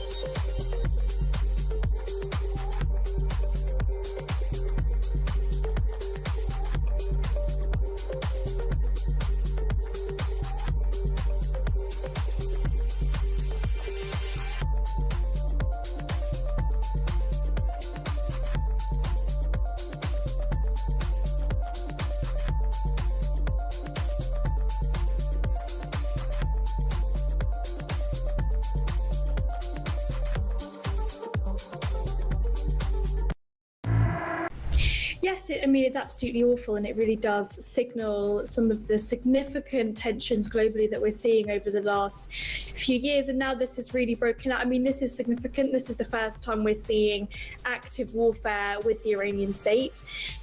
I mean, we're even seeing reports literally in the last 10 minutes of Iran and Israel announcing different government and military strikes to one another. Tehran has been in receipt of some of that as well.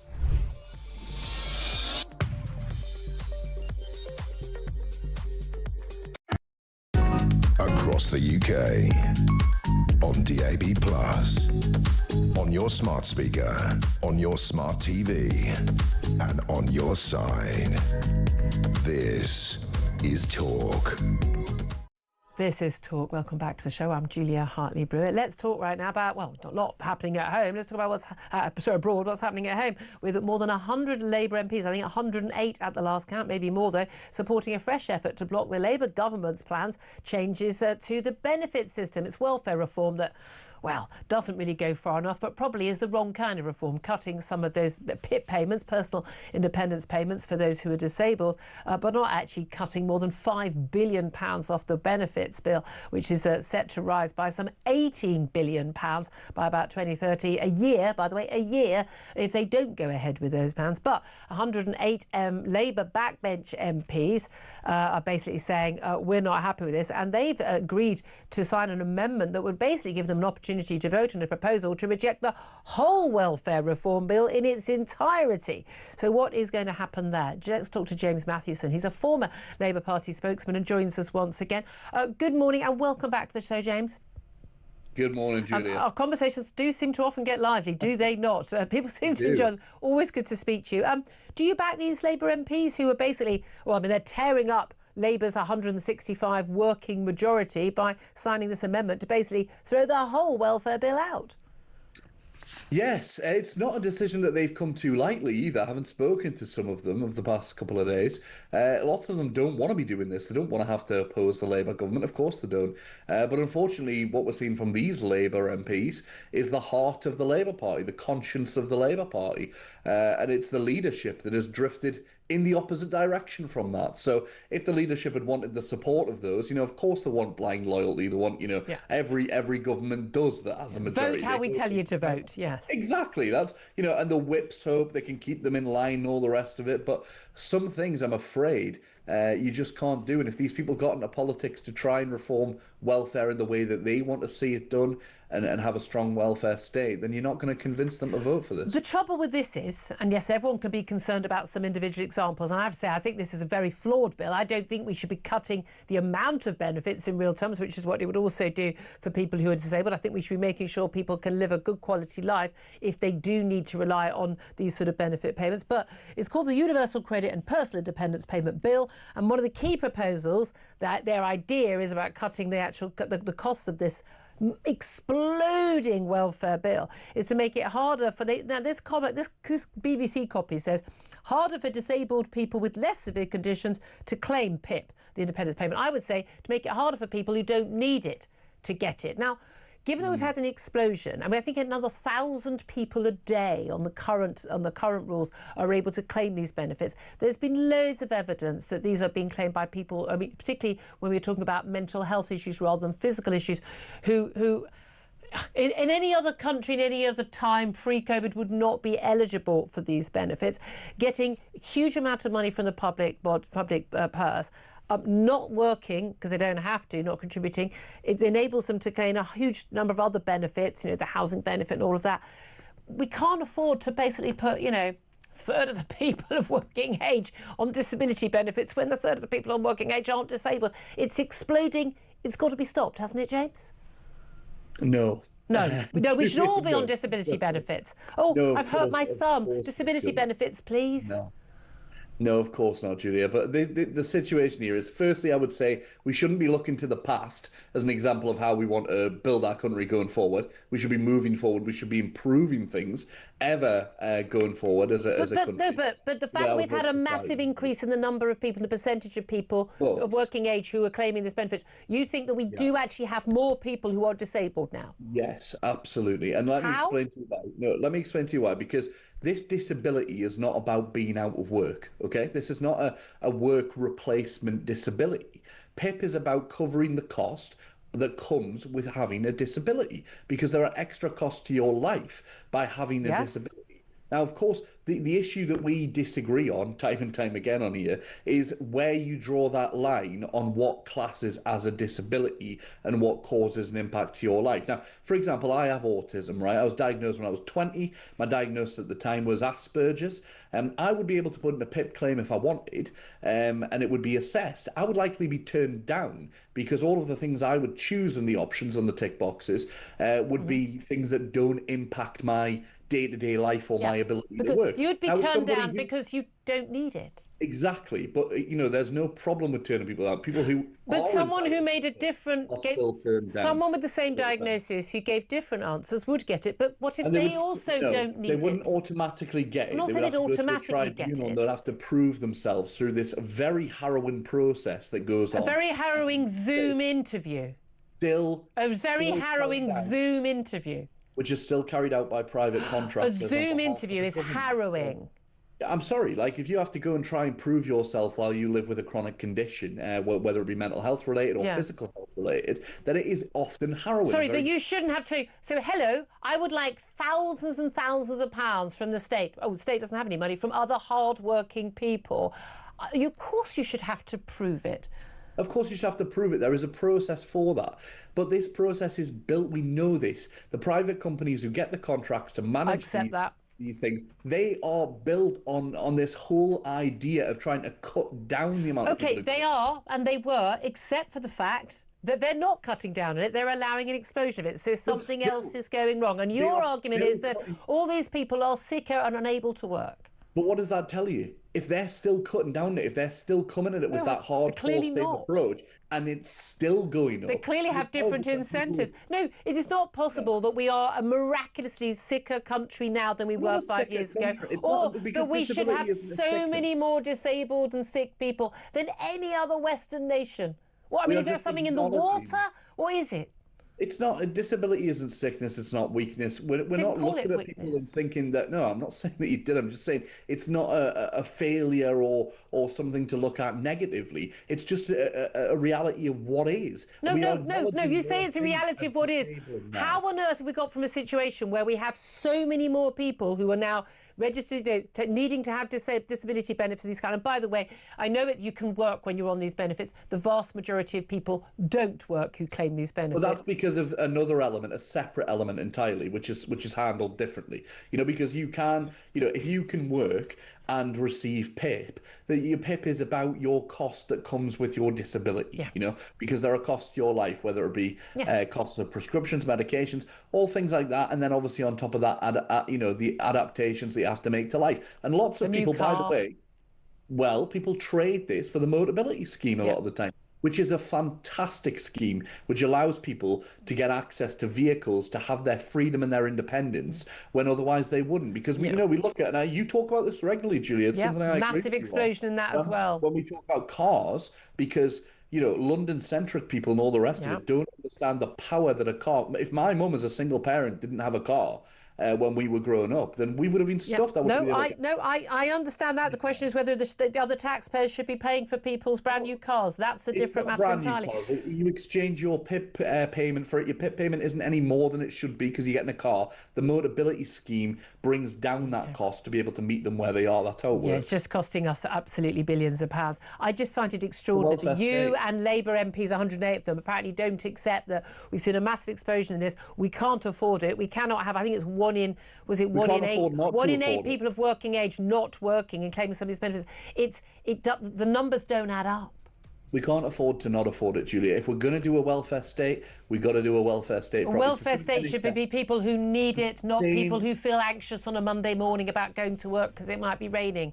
It's the same with the NHS, I'm afraid. We talk about it being this bottomless pit of money. That's universal free healthcare at the point of delivery. Well, that's what it is. Well, I think most people just like to get it delivered, wouldn't they? And we'll have to leave it there. James Mathieson, you can hear the music. Times Against Us, James Mathieson, former Labour Party spokesman. I'll get Tom Slater's thoughts on that. And indeed, your thoughts very, very welcome as well. Keep your calls coming in on what's going on in the Middle East. And indeed, there's channel migrants working for Deliveroo. This is Talk, the Home of Common Sense.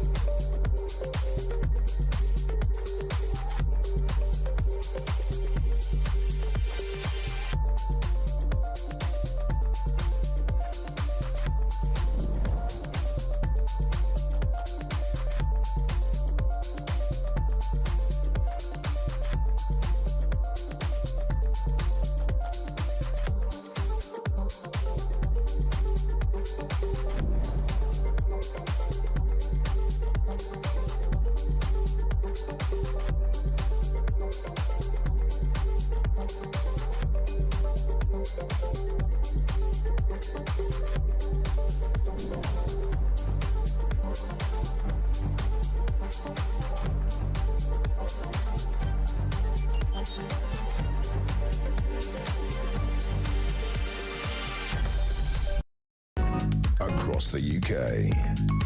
On DAB+, on your smart speaker, on your smart TV, and on your side. This is Talk.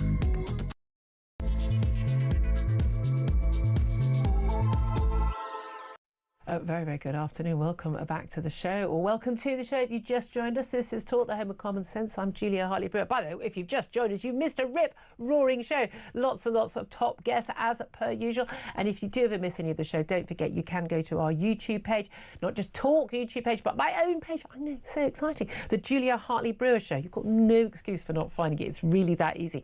Julia Hartley-Brewer Show. Hit subscribe so you never miss a thing. Coming up in this hour, we're going to be talking more about that ceasefire that isn't quite a ceasefire between Iran and Israel. Donald Trump has just said, he's on Air Force One at Maryland in the States, that both Iran and Israel have breached the ceasefire terms, even though he said it was a complete and total ceasefire last night. We're also going to be talking about those Brits rescued from Riswell landing at London Heathrow. More than 4,000 Brits had registered an interest in leaving the country. Whether they'll want to continue to leave now, we'll find out. Also, Home Office officials claiming that Iran could be funding Palestine Action.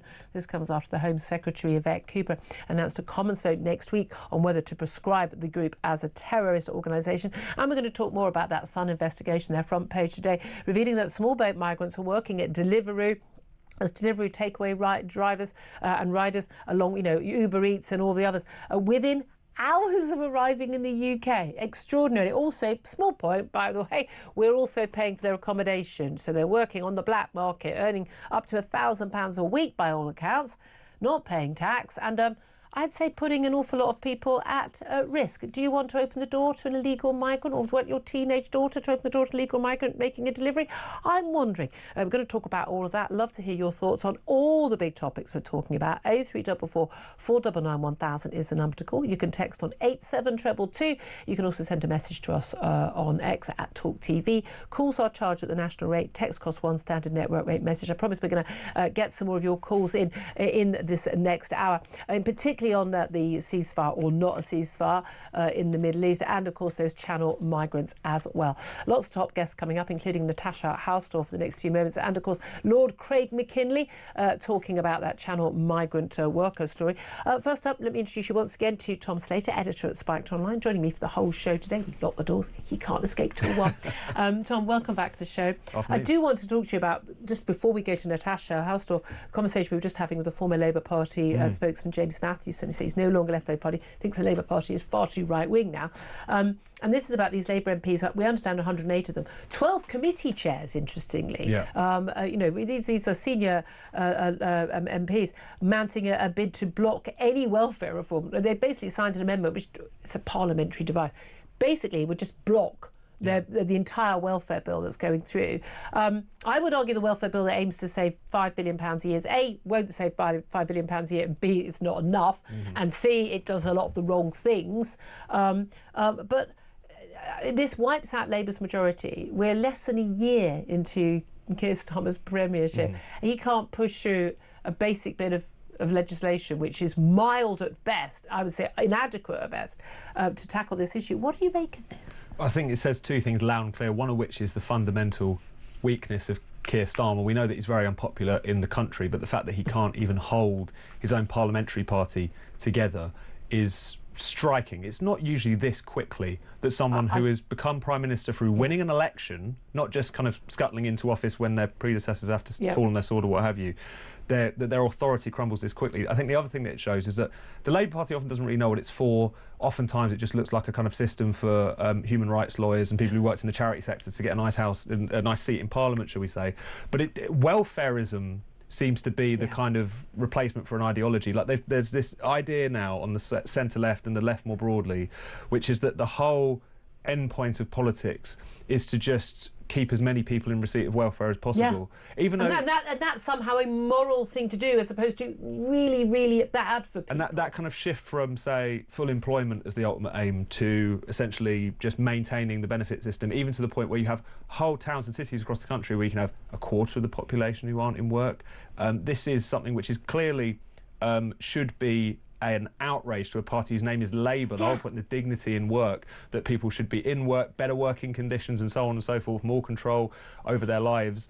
But that's the problem, is this kind of do-gooding welfareism has become a substitute for actual, but also treating more everyone as traditional left-wing victims, politics. as everyone, you know, and people can't help themselves, opposed to a hand up rather than a hand out. And again, I don't think there's anyone, I'd be appalled by anybody who didn't think that we should absolutely make sure that people who are disabled should be given, who cannot work, give them all the help and the lifestyle, a reasonable lifestyle. I don't want anyone ever worrying about putting their heating on if they're severely disabled, or looking after, you know, a child that's mentally ill, or I mean, all of it. That's what a civilised nation should do. We have the money to do that.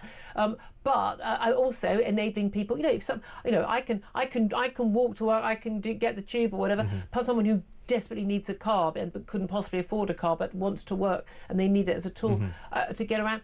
Again, I don't have a concern about this, but we can see that there are so many people milking the system, and this message that is going out, particularly to young people, basically saying, yeah, you can just feel a little bit lower for a few days, and therefore you don't have to work for the rest of your life.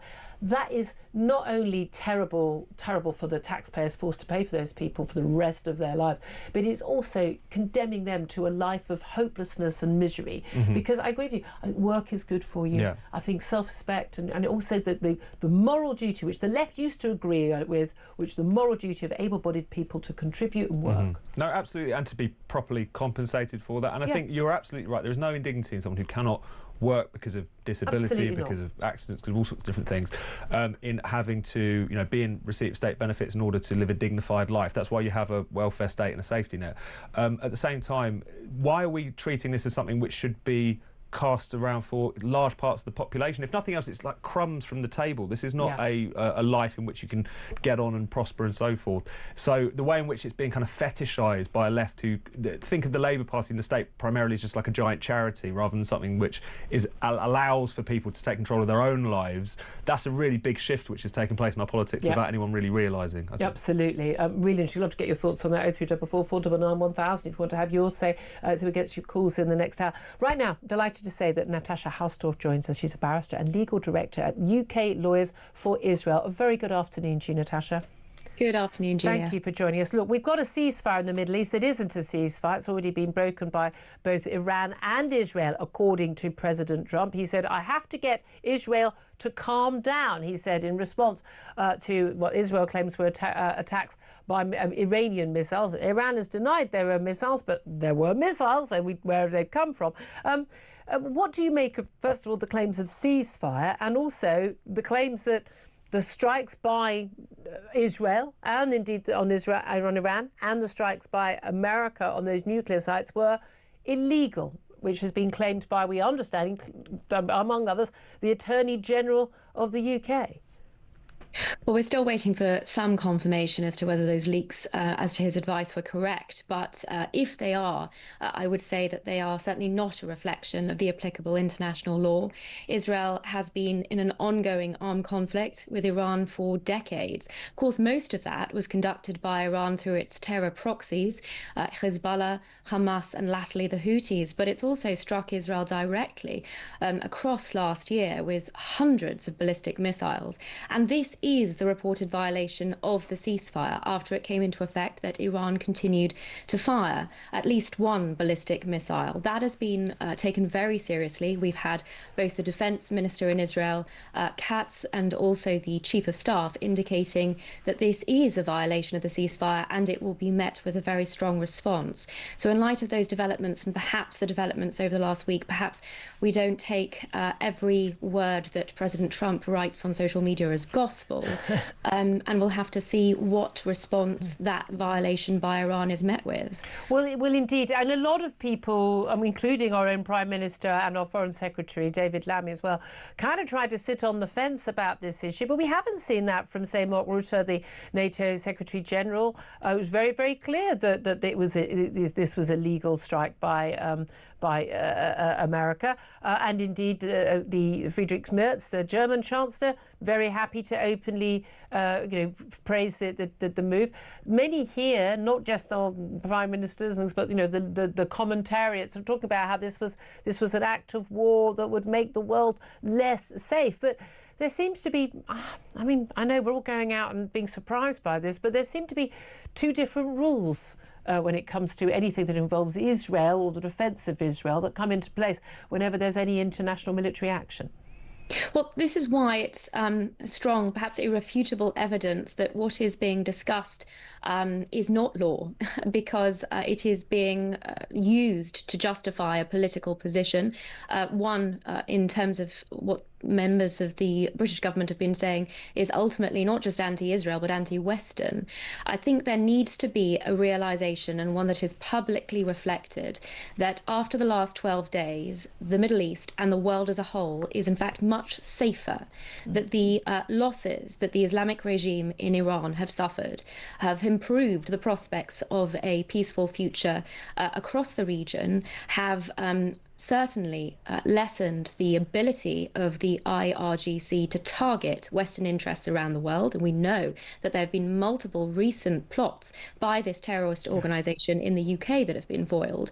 But it's also an increasingly positive prospect for the Iranian people and the ability of the people of Iran to throw off this grotesque, oppressive, dictatorial rule. So anyone that's suggesting that the world is less safe as a result of what has happened over the last 12 days, I'm afraid doesn't understand the first thing about how the Middle East works. But I mean, this is it, isn't it? Well, what did you make of the protests we saw actually on Saturday? There were the usual sort of protests, and there were, I mean, it was even before the airstrikes by America on Iran, where we actually had people holding up placards with Ayatollah Khamenei on. A man who, and these, by the way, people who think they're on the left, and Iranian flags, but placards of Ayatollah Khamenei, who imprisons and murders and tortures, women for not covering their heads, their hair properly. I mean, you and I wouldn't last 5 minutes there, would we? I mean, an evil, awful regime that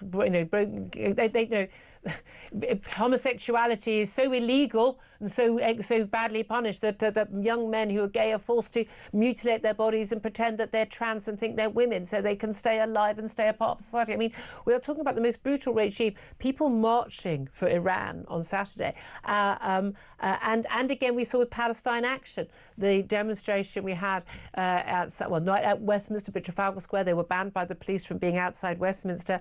We're told by Yvette Cooper, the Secretary, they're going to be a vote in Parliament next week to prescribe them as a terrorist group after the attack on RAF Brize Norton, where they caused millions of pounds worth of damage to some planes at the Air Force Base by throwing red paint on them. But we've got people standing up for Palestine Action, people standing up for Iran. What do you make of that at UK Lawyers for Israel? Well, in terms of the left's support for the Ayatollah, let's not forget this was a key component of the Islamic Revolution in 1979, where Iran had its freedom taken away from it. There are many Iranian dissidents that have warned about this unholy alliance between the left and the Islamists that facilitated that takeover, that coup in 1979, and that threatens similar prospects on the basis of what we're witnessing on our streets. In relation to Palestine Action, I mean, this is an organisation that UK Lawyers for Israel has successfully addressed over many, many years in relation to its criminal activity, in particular dealing with its funding and recruitment mechanisms. But of course, its actions have made a mockery of the criminal justice system and the police's total reluctance over many years now to deal with blatant criminality across manufacturers of arms for the British Armed Forces and related companies to those entities. This suggestion by the Home Secretary that it will finally be prescribed comes many years after organisations like UK Lawyers for Israel were calling for this, given the definition in Section 1 of the Terrorism Act, which covers, frankly, all of the conduct of this organisation for a number of years now. Yeah. We Believe in Israel ran a very successful public letter writing campaign. But of course, that was only taken seriously after the attack that you described on an RAF base and the damage to a, I think, £25 million plane. So this is far too little, far too late. The suggestion by the Home Secretary that this will need to be put to a vote in Parliament, I'm afraid, isn't strictly accurate. The Houses of Parliament are able to voice opposition to it, but this is action that ought to have been taken long ago under secondary legislation. Yeah, this is a Home Office, it was a government decision. What do you make of those who claim that these are people exercising their free speech? This is not personally, they're not attacking people. I've even heard, and blows my mind, but hey, Twitter/X is that mad? People saying, well, what about the suffragettes? They also used, this sort of, not violent protest, they say, but criminal damage as part of their protest. I feel that I'm embarrassed asking you about this, but what do you make of that particular claim, Natasha? It's simply not true that Palestine Action have not attacked individuals. They have marked employees of the firms that they have gone after out. They have attacked their homes. They have attacked the individual personnel at many of these sites. They have conducted this campaign of terror in order to seek to influence government policy, and that falls squarely under the definition of terrorism. And furthermore, everything that we have seen latterly, and it was confirmed in the last protest in support of Palestine Action, is that this is an organisation that allies itself with terrorist organisations. It has endorsed Hamas. In many respects, it has also celebrated the 7th of October and subsequent terrorist atrocities against Israelis and Jews. So this is a deeply anti-Semitic, criminal, terrorist entity, and it's high time that the full force of the legal framework to recognise and limit their abilities to conduct, what the Met Police Commissioner himself lamented. Extraordinary that after so many years of inaction by the Metropolitan Police and other police forces to deal with this terrorist organisation. Although I was excited to see that when people started chanting, from the river to the sea, Palestine will be free, which of course means the destruction and annihilation of Israel. Most of the people shouting it don't know which sea and which river, as we often realise. But I'll finally realise that might be a problem statement. But I always think the fascinating comparison with the suffragettes. A, the suffragettes didn't have the vote, and B, Palestine Action members do. You have an ability to change policy in this country. You can do so with campaigns, with protests. You can letter write. You can try and influence politics. But what you don't get to do is break the law to do it. Or indeed call for genocide with that very slogan. Small point worth making. Yeah, small point worth making. But there barely seems to be an issue for this government, does it? Can I ask you just finally? I'm taking this tone because it just befuddles me that we've got ourselves into such a mess in this country. But the enemy within, I think, is as worrying as the enemy without. Jewish doctors, I think not unreasonably, say they now fear for their safety at the British Medical Association's annual conference, where 1 in 10 of the items on the agenda to debate relate to the Israel-Gaza conflict. That's 45 separate motions discussing Israel or Palestine being put forward at their annual meeting, which is taking place this week. It started yesterday, going to Wednesday. They include a claim that Israel is establishing a system of apartheid, a motion arguing that the BMA should support doctors to refuse to pay their taxes to the UK government because it's complicit in genocide, etc., etc. We've had, they say, an anti-Semitic demonstration held outside the conference centre. Here's the thing I don't get. British Medical Association is the doctors' trade union. That's what they do. Their job is to represent doctors in their, pay and working conditions and contracts with the NHS. What the hell are they doing having an opinion on Israel, Gaza or anything else in the Middle East?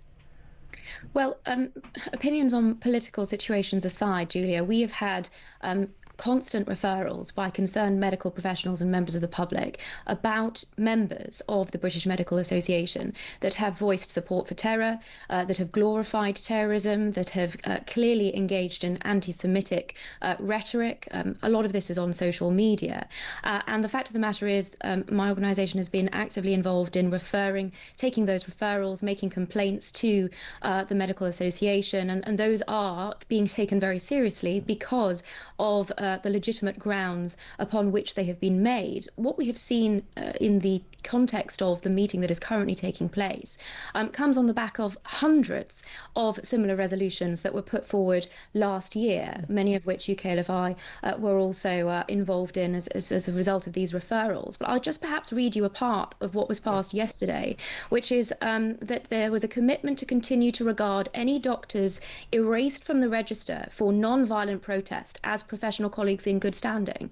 I mean, this resolution, which was passed yesterday, is a blatant attempt to undermine the regulatory framework of the medical profession. And I think it's something we need to be taking very seriously. Yeah, indeed. I just find it absolutely extraordinary. So many of our institutions have been taken over by...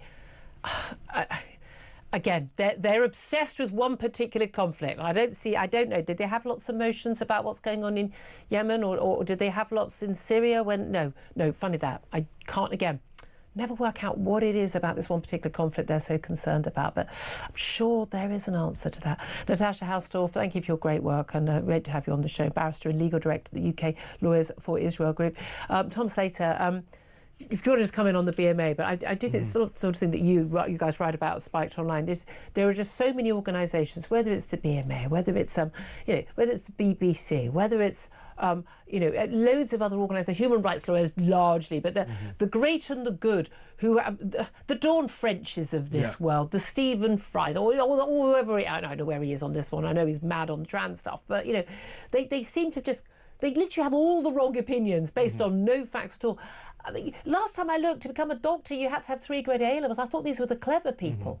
This was the thing I found, one of the more alarming things I found about the domestic response to this conflict over the course of the past couple of years, is that I knew what the left were going to say in relation to this.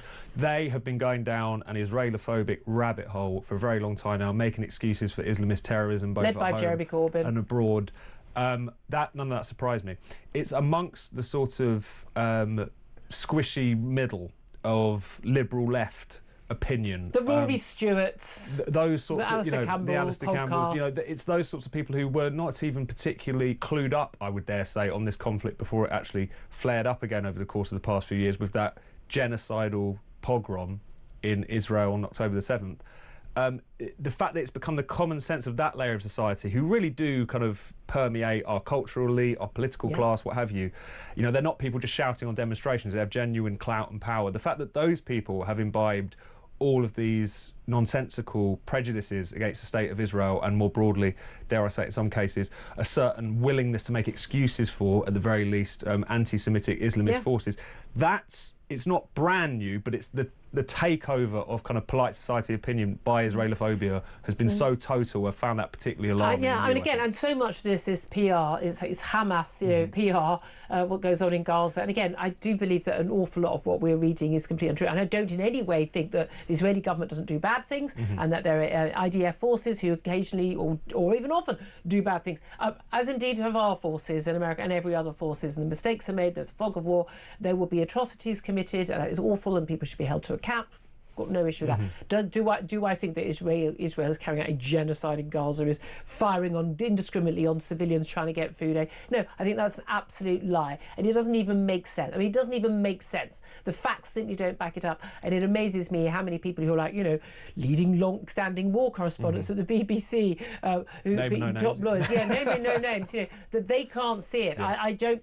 And I don't think it's my lack of understanding of the issue. I think it really, I'm genuinely flabbergasted by it. I'm so embarrassed and ashamed for these people and for our country that this is the mindset that we are getting. And by the way, the whole time they're doing this, they think they're the good, nice people. That's the really scary bit. Especially if you think about what's happened in our own country. Obviously, there's the conflict abroad, and the fact that they're not siding with the Middle East embattled democracy is striking. But at the same time, even in this country, we've seen an explosion of anti-Semitism, very loosely dressed up as opposition to the state of Israel. This is the biggest kind of upsurge in racism, often quite violent racism, that I've certainly ever seen. And yet the supposed anti-racists are not only just turning a blind eye, they're often making excuses for it. I don't know how anyone can go to sleep at night with that going on in their own society and being so blinkered by it. Again, when everyone said never again, I thought we were supposed to mean it this time. But anyway, 12:26 is the time. We're going to take a quick break. Going to get your calls, lots coming in, talking about the Middle East, but also those Deliveroo, Uber Eats and Just Eat delivery drivers who are actually channel migrants, just got off a boat quite literally hours earlier before being able to work illegally, earning hundreds and hundreds of pounds a week, not paying tax on it, while we're paying for their accommodation. I know, I'm as thrilled about it as you are. To get in touch, 0344 499 1000 is the number to call.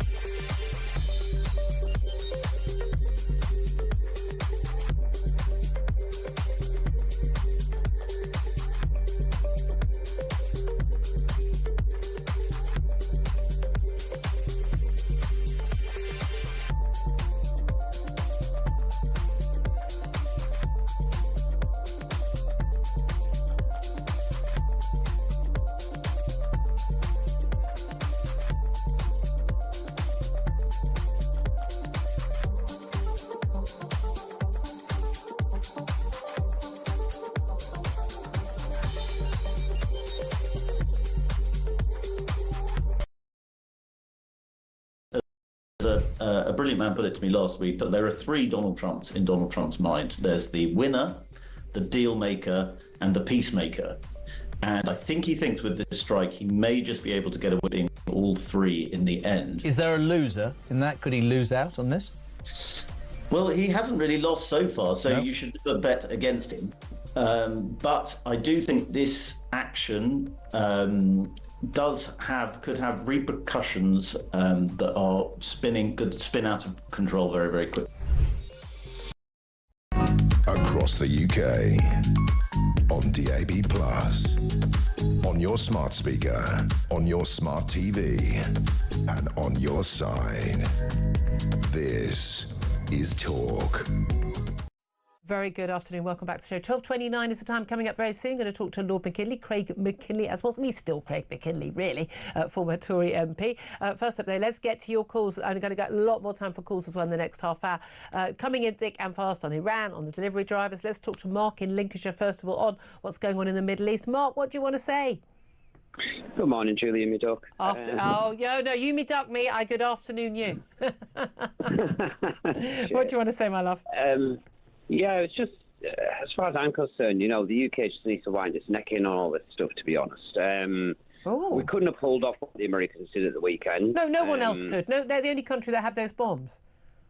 Yeah, absolutely. I mean, to give you some context, our total military aircraft stands at 664. The Americans stands at 14,483. Yeah. That's why we're their mates. Their closest rivals, Russia, for just over 4,000. Well, that's why we're their friends. Well, exactly,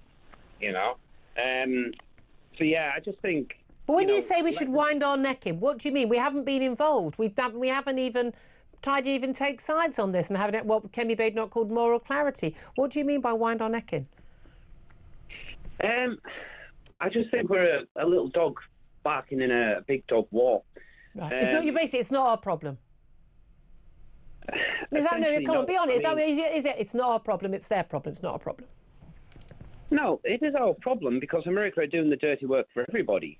So are Israel, I think we just need to be thankful for them. Yeah. And just kind of, do what support we can do for them. Yeah. But I don't think we need to sort of, put our jets in the air. I mean, we did protect Israel when they had missile attacks from Iran back in April last year, wasn't it? And I'm really proud that we did that. It was defensive action. We don't need to be involved in every war going on. But I think we should have moral clarity on whose side we're on. Yeah, 100%. I mean, Starmer, the Labour government, we're always going to be like this over this kind of thing. Anytime Israel's involved with anything, because, the anti-Semitism's just rife within that party at the end of the day. So no, there is that. There is that, Mark. Thank you very much. That's interesting. Let's get some of your texts and tweets and a call on the channel. Migrants working as delivery drivers, Just Eat, Uber Eats, basically within hours of arriving in the UK. Taxpayers funding their housing at the same time. And so that's the front page of The Sun. So that story. Jude says, I've never used either. People have become too lazy to cook or collect their own food. Yeah, that's a good point, Jude, but I'm not sure tackles the issue. Keith says, so they don't need passports as proof they can work legally? I had to give passport details for jobs in the past. This doesn't sound right. No, exactly. Basically, a driver can register, goes through all the checks, and then they can basically subcontract to anyone else. So rather makes a mockery of the system, doesn't it? Steve says, shut down Uber Eats and Deliveroo or anyone else hiring these illegals, as they must know they are channel migrants and they're not checking any ID or right to work, plus paying them in cash in hand, so avoiding national insurance payments and any tax. This is the thing. If there was a clear punishment, that would make a difference, wouldn't it? Maggie says it's not on. They're everywhere in the UK, in small towns and cities. And Ruth says many people who object to illegal immigration still use Uber Eats. Just stop giving them your money. I imagine they will find another way of making money. Hugh says let's ask Deliveroo and Just Eat UK to justify breaking employment laws without passing the buck. And presumably, says Chris, if these migrants are working legally, they will be paying taxes on their wages so they can contribute to their own accommodation. I don't think they are. I hate to tell you that. Let's go to the phone lines, 0344 499 1000. Sam is on the line in Warwickshire. Sam, you want to have your say on this issue? Hi. Hi. How are you doing, Dodie? All right? Very well indeed. Great to have you on the show. What do you want to say? Good. Yeah, I almost want to phone in every day, to be honest with you. But you should. This one particularly hurt me. So it's about the working, the illegal immigrants just coming over and working. I know that the government have the manpower to deal with this. My wife and I run a small business together, and during lockdown we closed down. We work in schools. We closed down, couldn't go out there at all, couldn't do anything. Anyway, we obviously claimed furlough. After the furlough ended, suddenly had HMRC all over us claiming that we've worked. We said, what are you talking about? We haven't. They said, you posted online. You put some posts online. I said, you've got to be kidding me. Like, we put about 4 posts a week. They said, yep, that's working. We want 10 grand back off you. It's like, well, hold on. We haven't been working for the last 2 years or whatever it was, year and a half. So they sent 7 of their bigwigs onto us. I've never experienced anything like it. We were a husband and wife team. We've got three young children at home. We took it as far as we could. We took it to tribunal. And they had 7 people, 3 of them chief execs at the bloody... excuse me. No, I think you're allowed to say bloody at this point, mate. 3 of them who must be on, big fat cat 6-figure salaries against me and my wife. No solicitor. We didn't have a solicitor. Took us to court. So I know personally that they have the manpower to deal with it. So why are they not going after these multi-billion-pound companies who are clearly, just allowing them to get away with it? It drives me around the... Yeah, no, absolutely. And I think that was always the thing where people had about, the idea that big companies like the Googles and the Starbucks, they have lunch with, the tax man to discuss what sort of tax they're willing to pay. You get these big companies like that, and they don't get dealt with the same way the rest of us could deal with it. As you say, it's happening. Other people's pointing it. It's happening in plain sight. They know it's happening. They can see it, and they just don't care, and they don't do anything about it. But they go after the easy targets like you. Presumably, you'd post it online because you're just desperately trying to keep the business could be afloat. By the way, given that we know there are loads and loads and loads of companies that basically carried on working throughout COVID and took the furlough. I know someone. I actually know a woman who found out by accident when she looked at her husband's bank statement to fill in some form, with his permission, and realised he'd been on furlough the entire way through COVID officially, but he'd gone to work every day, and he hadn't flagged it to her because the views they wanted to. The boss basically took tens and tens and tens and tens and tens of thousands of pounds of public money, and did actually pay, and his staff were all working, and basically everyone was told shush, and if anyone speaks up, of course, they're worried that they're going to be prosecuted, even though that wasn't their choice, and they didn't get paid anymore, but also that the company will close down, they lose their job. So they don't go after those companies. No, of course they don't. No, I mean, I've heard of stories, I don't know anyone personally, but people are starting businesses, taking out the loan, and then shutting down, and they're starting a business. We didn't do anything. We couldn't go into schools. We didn't do anything. It came down to the law, and it was, I've got to say, the judge was very good, but it came down to the law, what constitutes work. And this was, it was a fine line. What constitutes work?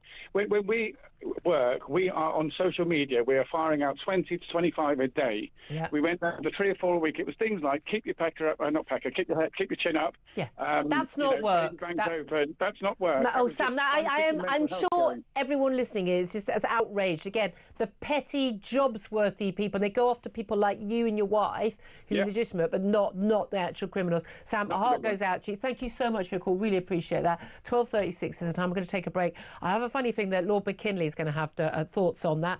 Someone who campaigned against a lot of these lockdown and furlough rules. He's coming up next. Stay tuned. We'll take more of your calls before 1 o'clock, I promise, as well. This is Talk, Home of Common Sense.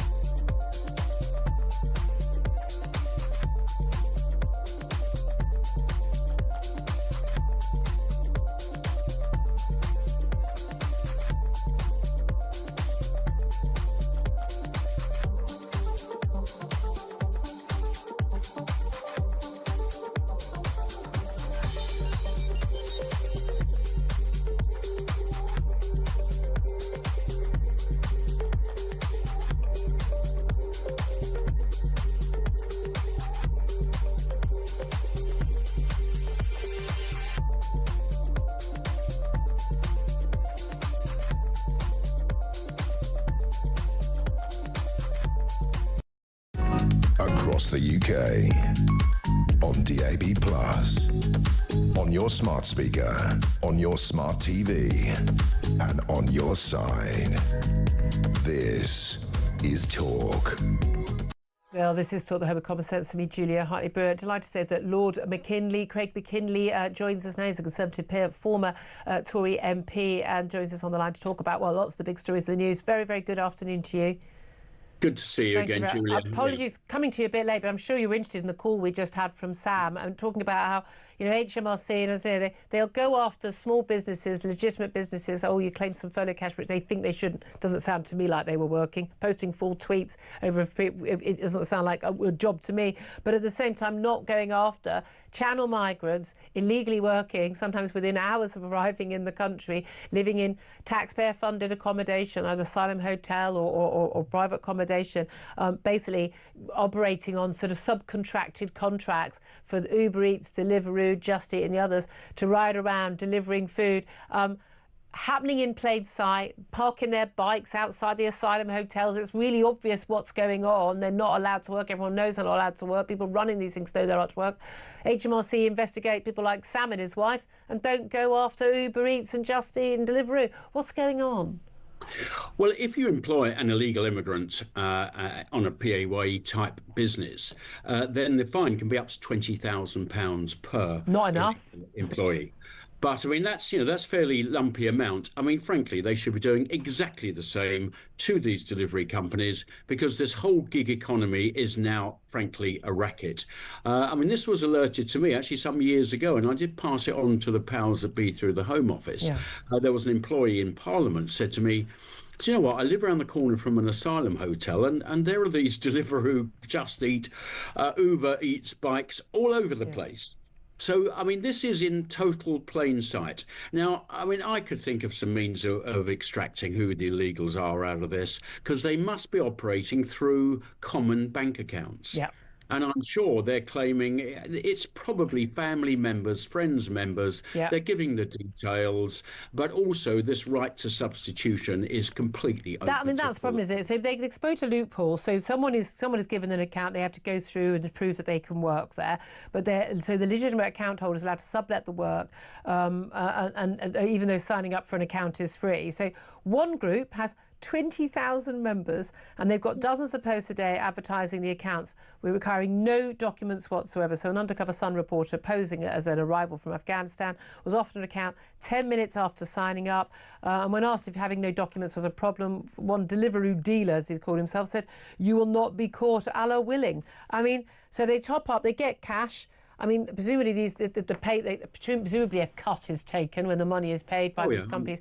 But again, these companies must know, because when someone has they've got these accounts, they must know that their money is going, huge sums of money are going to one bank account that couldn't possibly be one Deliveroo driver unless he had 40 different bikes and was working 365 days a year, 24/7.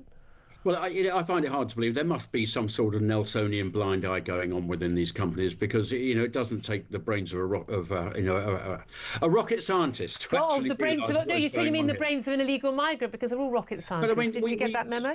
We scratch our heads and wondering why Britain is such an attractive destination for illegal migrants.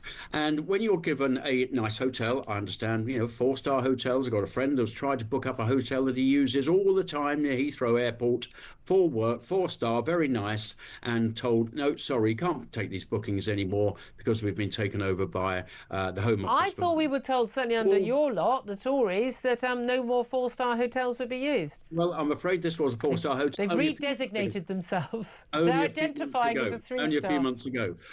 So it's obviously happening, and people are coming to the UK with a very nice accommodation, and then the opportunity to earn, whatever you earn, less than 20% tax you've got to pay someone, plus 10% cut for using their anonymous ID. I can but guess. Yeah. But just on the back of what some of your previous person said, I mean, I was on the Public Accounts Committee for some 3 years. It's it's a good committee. It does try and unpeel the layers of mess that's happening. Oh, the Public Accounts Committee, under whoever's chairing it, has actually embarrassed the nation, the national government on many an occasion. No, absolutely. No, just let me get. I mean, as you know, I'm chartered accountant, chartered tax advisor. In days of old, good old days, you had a local tax office, and the tax inspector might have belonged to the local Rotary Club. He walked up the high street getting his sandwich. He was part, or he or she, part and parcel of the local community, and they could see the dodgy ones.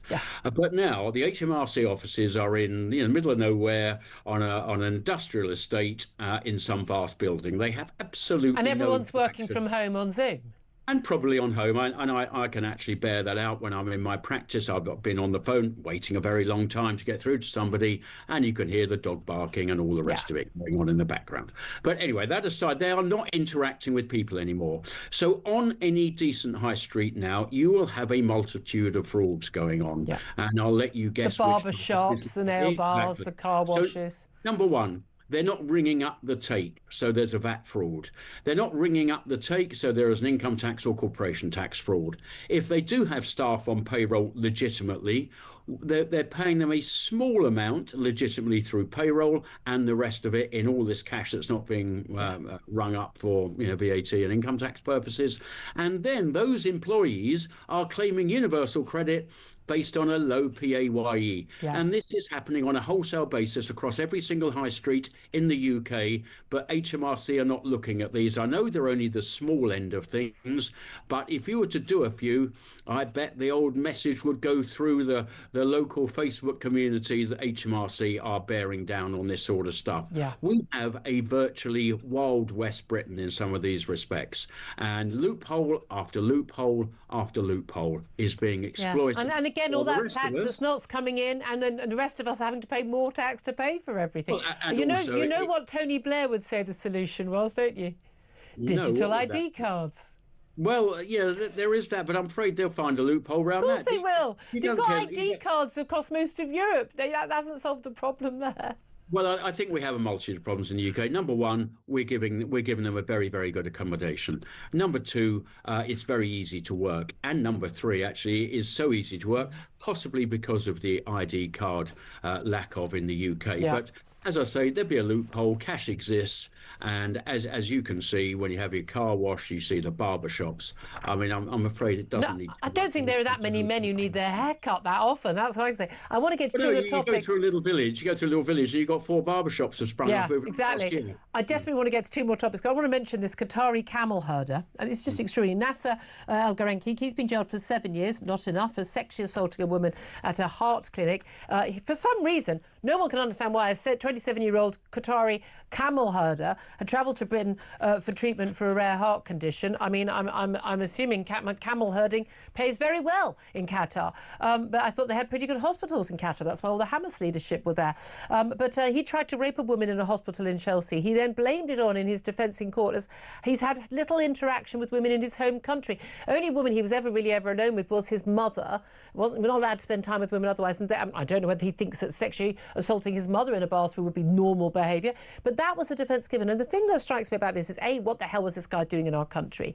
B, 7 years ain't enough for what he done. So C, crucially, why is it when we point out things like the key cultural differences between people from different countries, certain countries, particularly in the Middle East, others who come to this country and don't have the same values and attitudes, particularly towards women when they come here, why is it if I point that out, I'm a bigot, but if his defence lawyer points it out, it's a legitimate cultural difference? Well, this is the whole thing. I'm afraid cultural differences just are almost insurmountable. Yet you raise the right questions. What was he doing here? I think Qatar has got quite a generous health system that if you can't have the treatment locally, they may actually put you on a plane to come to the UK and have it done. That's not uncommon in some of these oil-rich countries. I wonder where Qatar got all its money from us, because we're too stupid to mine our own gas and oil. But that's a question for another day.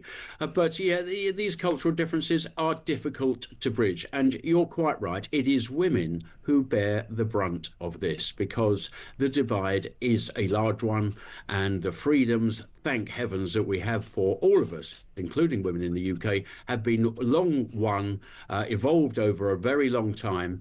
But here we are, willing to almost give that away on the altar of cultural correctness and acceptance and all of those other good things. I'm sorry to say, Julia, it does not work. And you only have to look at the broader figures, and the Home Office have been pushed into actually having dragged, kicking and screaming. They're going to have to publish them in the future, but the figures that we do know exist, there is a disproportionate amount of certain cultures and countries that are at the heart of many of these sexual offences. And by a huge percentage. Well, just finally, I want to get you this extraordinary situation where 108 Labour MPs, including 12 committee chairs, have basically, said they're going to sign a motion, an amendment to the government's welfare reform bill, which in my view doesn't go far enough in itself, but they're going to try and basically stop it in its entirety. It includes 12 committee chairs, so we're talking about senior MPs, but it completely blows a hole in the side of the Labour working majority of 165 MPs. First of all, your reaction to that rebellion from Labour MPs, and secondly, will this mean that the welfare reform can't go through? Oh, well, I'd like to see a good rebellion. It'd be a really good one. As a serial rebel. Well, not really. I did it at the right time for the right moment. I agree. And if they feel that this is one that they've got to take a stand on, I don't agree with them, because I think we have got a serious problem with the escalation of benefits, which just only seems to go in one direction. I've said for many years, if you can get our benefit system right, then we're well on the track to actually solving a lot of problems in this country. Problems of worklessness, problems of mental health issues. Maybe these people could go and get jobs as Uber Eats drivers and delivery drivers. Well, apparently there's lots going. Yeah, problem of the pressure that we seem to perpetually have of importing more and more people under legitimate visas for jobs that we don't seem to be able to fill in the UK. So get benefits right. I think we're well on track to do the right thing. But unfortunately, amongst the Labour Party, and I've worked with them for many years, some of them believe absolutely in universal basic income. And they can see that the gradual evolution of our benefit system is inexorably going towards creating a universal basic income. Yeah, and that's where they go. Can I ask you, as somebody, look, everyone will know you've out on the show regularly when you were a Conservative MP, and then you left the Commons and you decided not to stand for election again after you just suffered the most awful infection and led to you having the amputation of all four of your extremities of your limbs. I mean, that is a disability no one would ever question. I know different people can respond differently to these things. You seem to have just the most incredible strength of character and will to continue life and in public life. What do you make, though, of the claims, the idea that we are uniquely disabled and sick society that needs to have something like 1 in 8 working age people on disability benefits, when you yourself have what no one would question as a physical disability? I don't believe we're more ill as a nation than any other, well, quite frankly, any other country on this planet, seemingly. We have a higher proportion of people on long-term sickness, on PIP, on disability benefits than anybody else. The reason we've got a lot of people on PIP assessment, I mean, it even goes down to people who are alcoholics, that are obese, all sorts of conditions that you wouldn't call would be traditional full disability issues. Anxiety. If you claim that you're feeling suicidal, that is a guaranteed route into getting your PIP assessment. There are apparently training sessions online that people can actually watch and use the words that you need to get the golden ticket at the end of the day. We're being taken for absolute fools. I've got 4 of these. And I go to work every single day of the week. I get on the tube, I get on the train, and I get through the network and I go to work. Okay, I'm not going to be a builder anytime soon, but I certainly can manage the cerebral jobs that I tasked myself to do. I'm also in practice as a chartered accountant for the 4th day of the week, that if I'm not in Parliament, and I'm also the director of the Global Warming Policy Foundation. So I actually hold down 3 sort of jobs. I can do it. For heaven's sake, Britain, get off your backside and do it again. Craig McKinley, Lord McKinley, Conservative peer, thank you so much. Always so great to have you on the show. Thank you. I'm going to get a response to Tom Slater just after a quick break. We're also going to try and squeeze in 2 calls, hopefully, for the top of the hour, what you want to have your say on. This is Talk, the Home of Common Sense.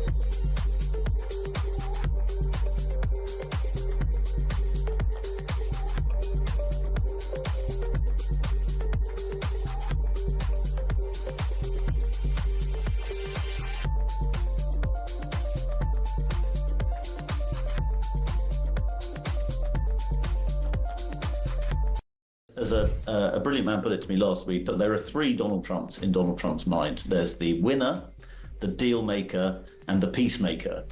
And I think he thinks with this strike he may just be able to get away with being all three in the end. Is there a loser in that? Could he lose out on this? Well, he hasn't really lost so far, so No. you should bet against him.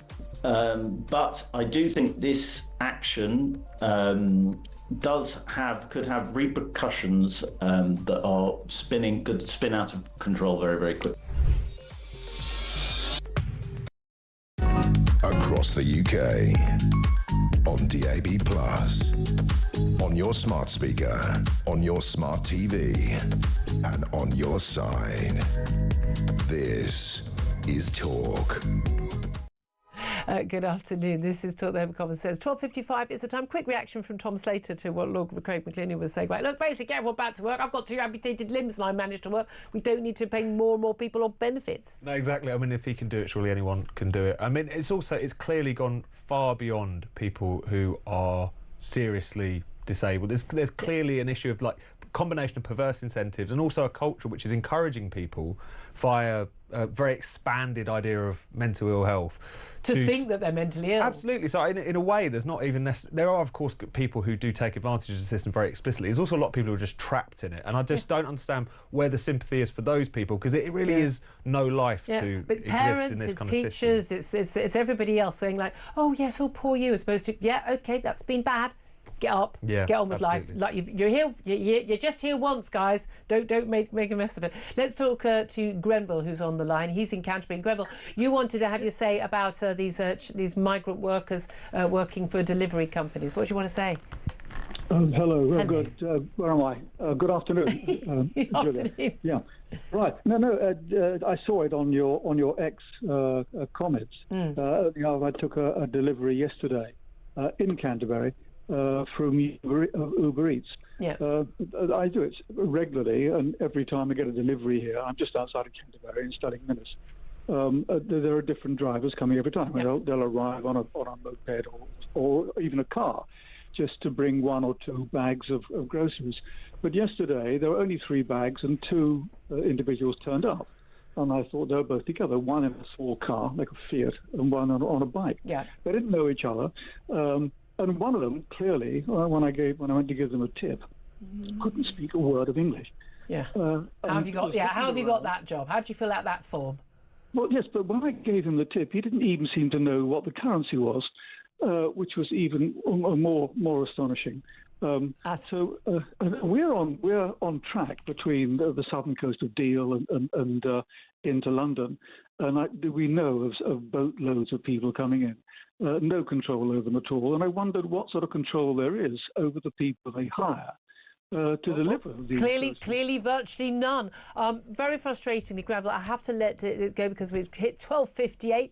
Jamal in Leeds, sorry we didn't get to you, but a very good point that a lot of these deliveries aren't legal, but they aren't being stopped. I'm sure that Ian Collins, who has just joined us in the studio, will be tackling this issue. I've never delivered anything in my life. What are you accusing me of here? I haven't even got a moped, Julia. But it is just extraordinary, though, isn't it? It is this. But it's also what everybody kind of sort of knew, and then you hear it said, and you think, well, how does that even happen? Even by those sort of delivery standards, you might think there's some documentation you've got to fill in.